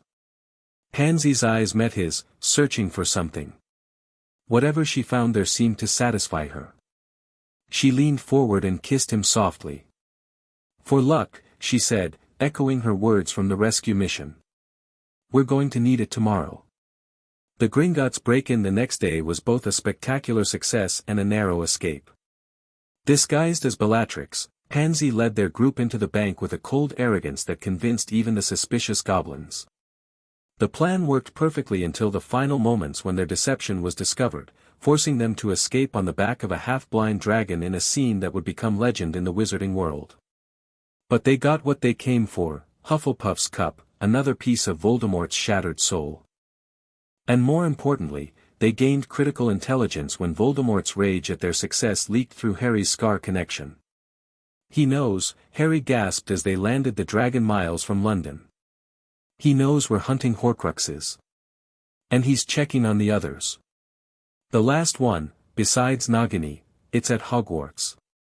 Something to do with Ravenclaw. Then that's where we need to go, Hermione said grimly. Immediately. It's probably a trap, Ron warned. He'll be expecting us there. Definitely a trap, Pansy agreed. But we don't have a choice. If he moves the Horcrux somewhere else, we might never find it. Harry nodded, his decision made. Hogwarts it is. We'll apparate to Hogsmeade and find a way into the castle. What followed was the beginning of the Battle of Hogwarts, a conflict that would be recorded as the final confrontation of the Second Wizarding War. They arrived in Hogsmeade to find it under Death Eater control, barely escaping capture thanks to Aberforth Dumbledore's timely intervention. Through a secret passage, they entered Hogwarts to find it transformed into a battleground even before the main fighting began. The Room of Requirement had become a sanctuary for students resisting the Carrow's brutal regime. When Harry, Ron, Hermione, and Pansy emerged from the passage, they were met by members of Dumbledore's army and an eruption of hope from the gathered students. "It's really you," Neville said, scarred face lighting up. "We knew you'd come back." Luna approached Pansy with a serene smile. "The Nargles told me you'd found your path," she said cryptically. "I'm glad they were right." As word spread of Harry's arrival, the castle mobilized. Professor McGonagall and the other teachers began evacuating younger students while preparing the school's ancient defenses. Order members arrived through the secret passage from the Hog's Head. Former students and allies from across Britain answered the call to defend Hogwarts. "We need to find Ravenclaw's diadem," Harry explained to the gathered DA members. "It's somewhere in the castle, and we think it's the last Horcrux we need to destroy before we can defeat Voldemort." "The diadem of Ravenclaw?" Luna asked dreamily. "That's been lost for centuries. But there's a replica in our common room, if you want to see what it looks like." This crucial clue led Harry and Luna to Ravenclaw Tower while Ron and Hermione headed to the Chamber of Secrets to retrieve basilisk fangs for destroying the Horcruxes. Pansy, with her knowledge of Slytherin House, went to ensure that any students who wanted to leave safely could do so, regardless of which side their families supported. "Not everyone in Slytherin supports Voldemort," she told McGonagall firmly. "Some are just scared. They deserve a choice." Her actions that night saved dozens of lives, not just Slytherins but students from all houses who might otherwise have been caught in the crossfire. As the battle began in earnest, with Death Eaters breaching the outer defenses, Pansy found herself fighting alongside former classmates who had once scorned her. "Behind you," she shouted to Ginny Weasley as a Death Eater appeared at the end of a corridor. Together, they took him down with synchronized stunning spells. "Nice wand work," Ginny commented afterward, a new respect in her eyes. Harry chose well. Before Pansy could respond, the castle shook with a massive explosion. Death Eaters had blown apart a section of the outer wall, and giants were now reaching through the gap, grabbing at defenders. "We need to seal that breach," Ginny shouted above the chaos. Pansy nodded, already running toward the destruction. "Find Harry," she called back. "Tell him I'm at the east wall."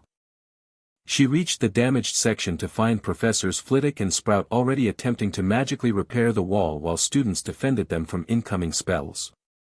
Pansy joined the defensive line, shielding the teachers as they worked. A familiar voice called her name, and she turned to see Harry running toward her, the golden thread stretching between them despite the distance. "The diadem," he gasped when he reached her. "We found it.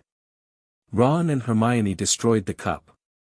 We're down to just Nagini and then Voldemort himself." Relief flooded through Pansy. "So we're actually doing this? We're actually going to win?" "We have a chance," Harry confirmed. "But Voldemort's coming. He's at the edge of the grounds now, with an army." As if summoned by his words, a cold, high voice echoed throughout the castle and grounds, magically amplified to reach every ear. "You have fought valiantly," Voldemort's voice proclaimed. "But in vain. I do not wish to kill you. I have great respect for the teachers of Hogwarts. I do not want to spill magical blood." A chill ran down Pansy's spine as the Dark Wizard continued, offering to spare those who surrendered Harry Potter. When the voice faded, she turned to Harry, already knowing what he was thinking. "Don't even consider it," she said firmly. "Giving yourself up won't save anyone. He's lying." "I know," Harry replied. "But I need to end this. Too many have died already." A commotion at the far end of the corridor interrupted them.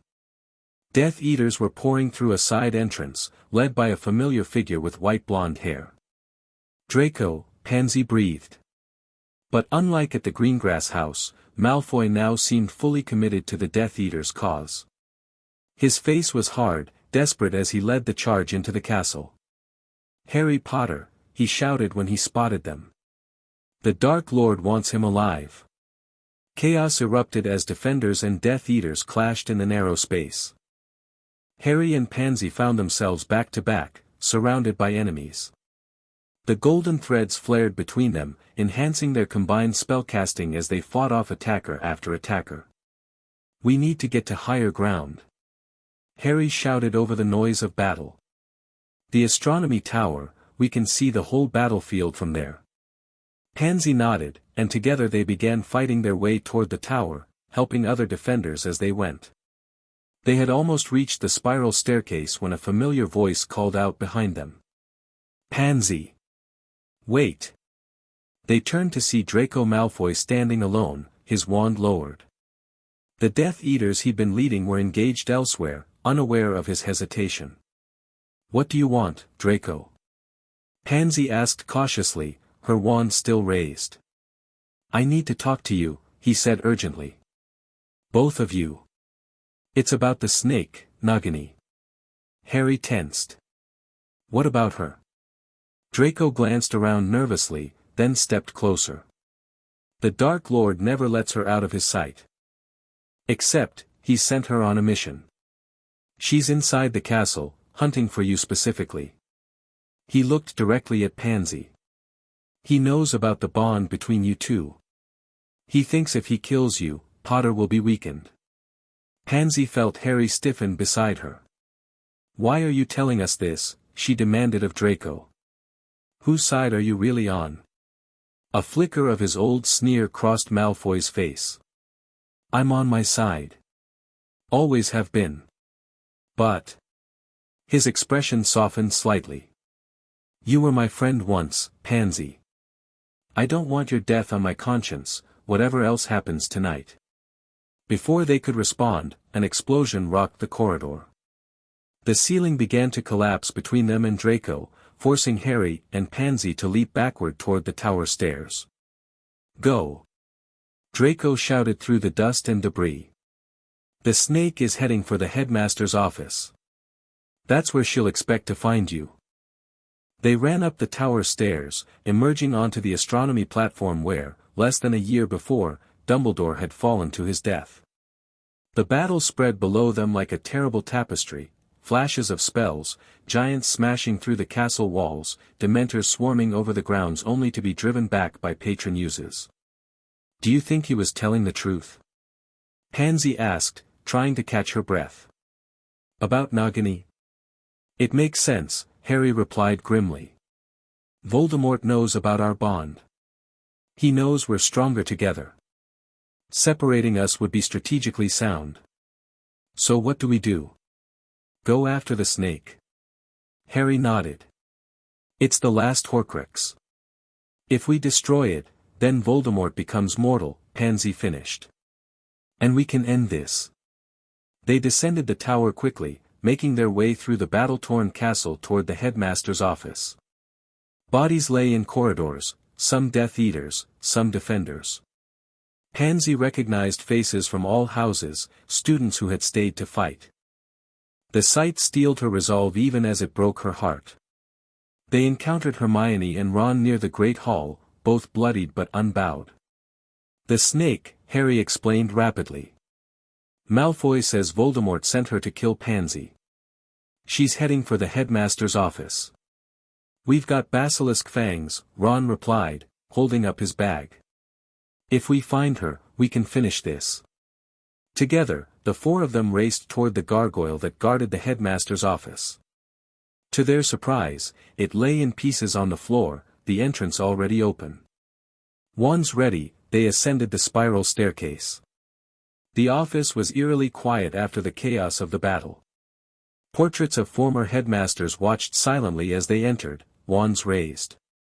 In the center of the room, coiled on the headmaster's chair, was Nagini, enormous, deadly, and waiting. "She's alone," Hermione whispered. "No Death Eaters."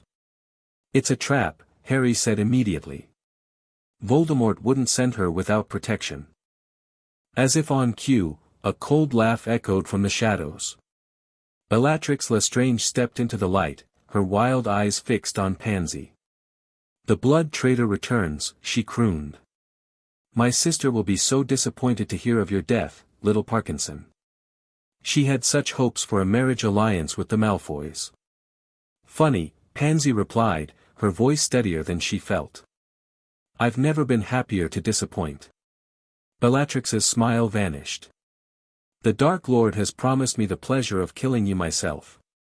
After what you did to my niece and nephew, turning Draco against his family, his heritage." "Draco makes his own choices," Harry cut in. "Just like Pansy did. Just like you did, when you decided to follow a half-blood hypocrite who doesn't care if you live or die."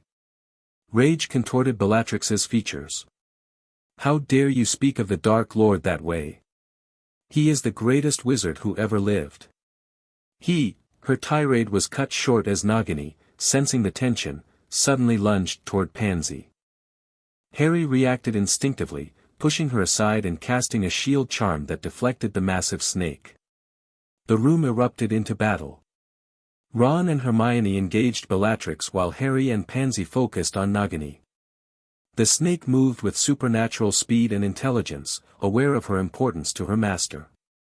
"We need to pin her down," Harry shouted, narrowly dodging a strike.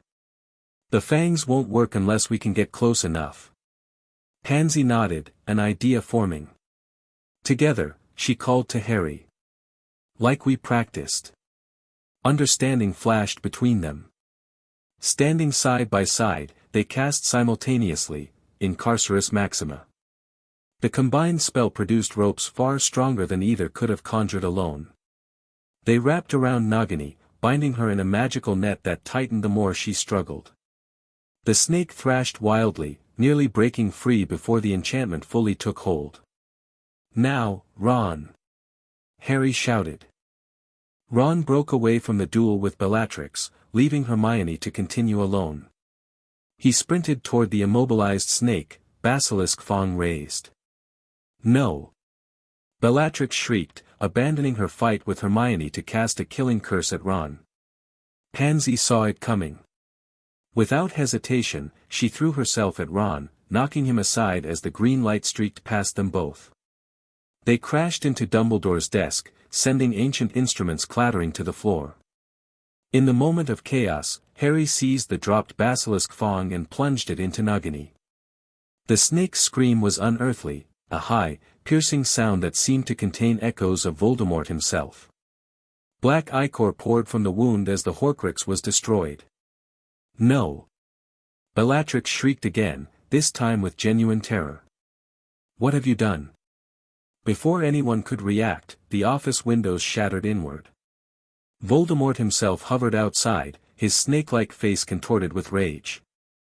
He flew into the room on a cloud of black smoke, his red eyes taking in the scene, his destroyed Horcrux, his cornered lieutenant. Potter, he hissed, his voice soft but filled with deadly promise. You have gone too far. Harry stood his ground, wand raised. It's over, Tom. All the Horcruxes are gone. You're mortal now, just like the rest of us. Fury and fear flickered across Voldemort's inhuman features. Then I will simply have to kill you before creating more. You'll have to go through me first, Pansy said, moving to stand beside Harry. The golden threads blazed between them, brighter than ever before. Voldemort's eyes narrowed as he observed the magical connection. Ah, the blood traitor with the soul bond. Bellatrix told me about this, abomination. His lipless mouth curved in a terrible smile. How fortunate that I can eliminate both problems at once. He raised his wand with lightning speed. Avada Kedavra. The killing curse flew not at Harry but at Pansy. Without thinking, Harry leaped in front of her, just as she simultaneously tried to push him aside. The result was that neither was directly in the path of the curse when it struck, instead, it hit the golden threads between them. What happened next would be debated by magical scholars for decades to come. The killing curse seemed to shatter against the soul bond, fragmenting into sparks of green light that rebounded in all directions. One shard struck Bellatrix, killing her instantly. Another hit Voldemort himself, staggering him. Most of the curse's energy, however, flowed through the golden threads, connecting Harry and Pansy in a circuit of deadly magic. Both collapsed to the floor, unmoving. Harry!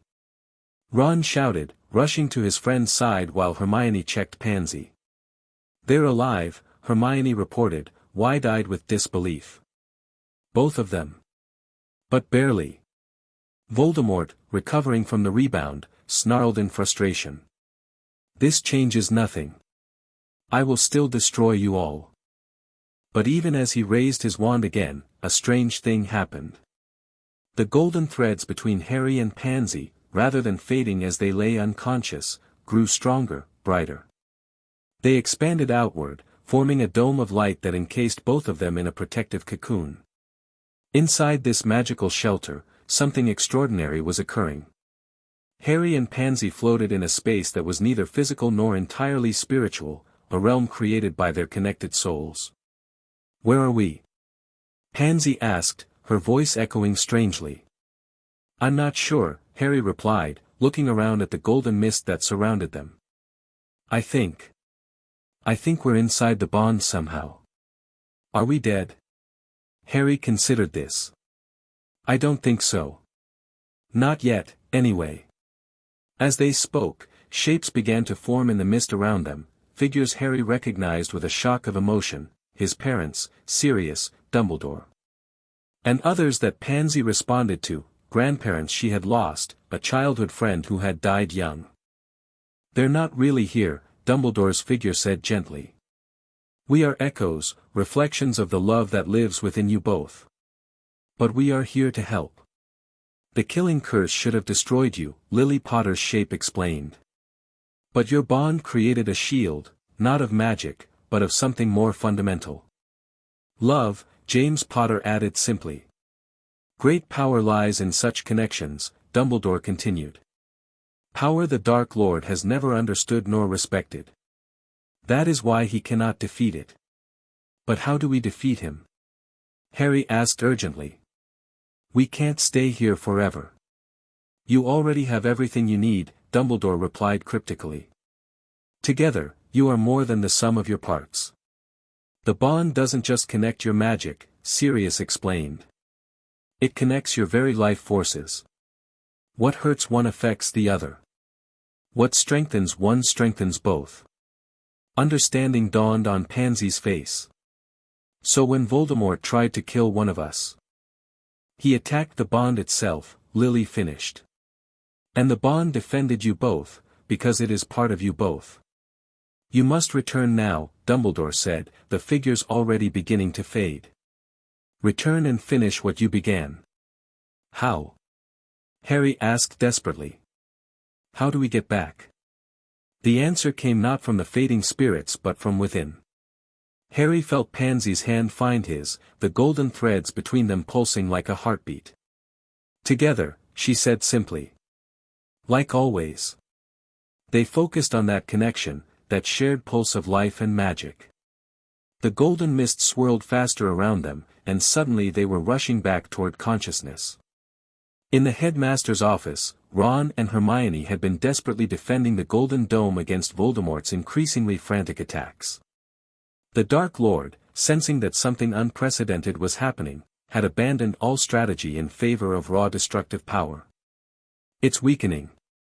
Hermione cried as cracks appeared in the golden light. We can't hold him much longer. Then, to everyone's astonishment, the dome didn't collapse, it expanded explosively, sending Voldemort crashing into the wall. Within the golden light, Harry and Pansy rose to their feet, their eyes open, their wands raised. Impossible, Voldemort hissed, genuine fear in his voice for the first time. The killing curse cannot fail twice.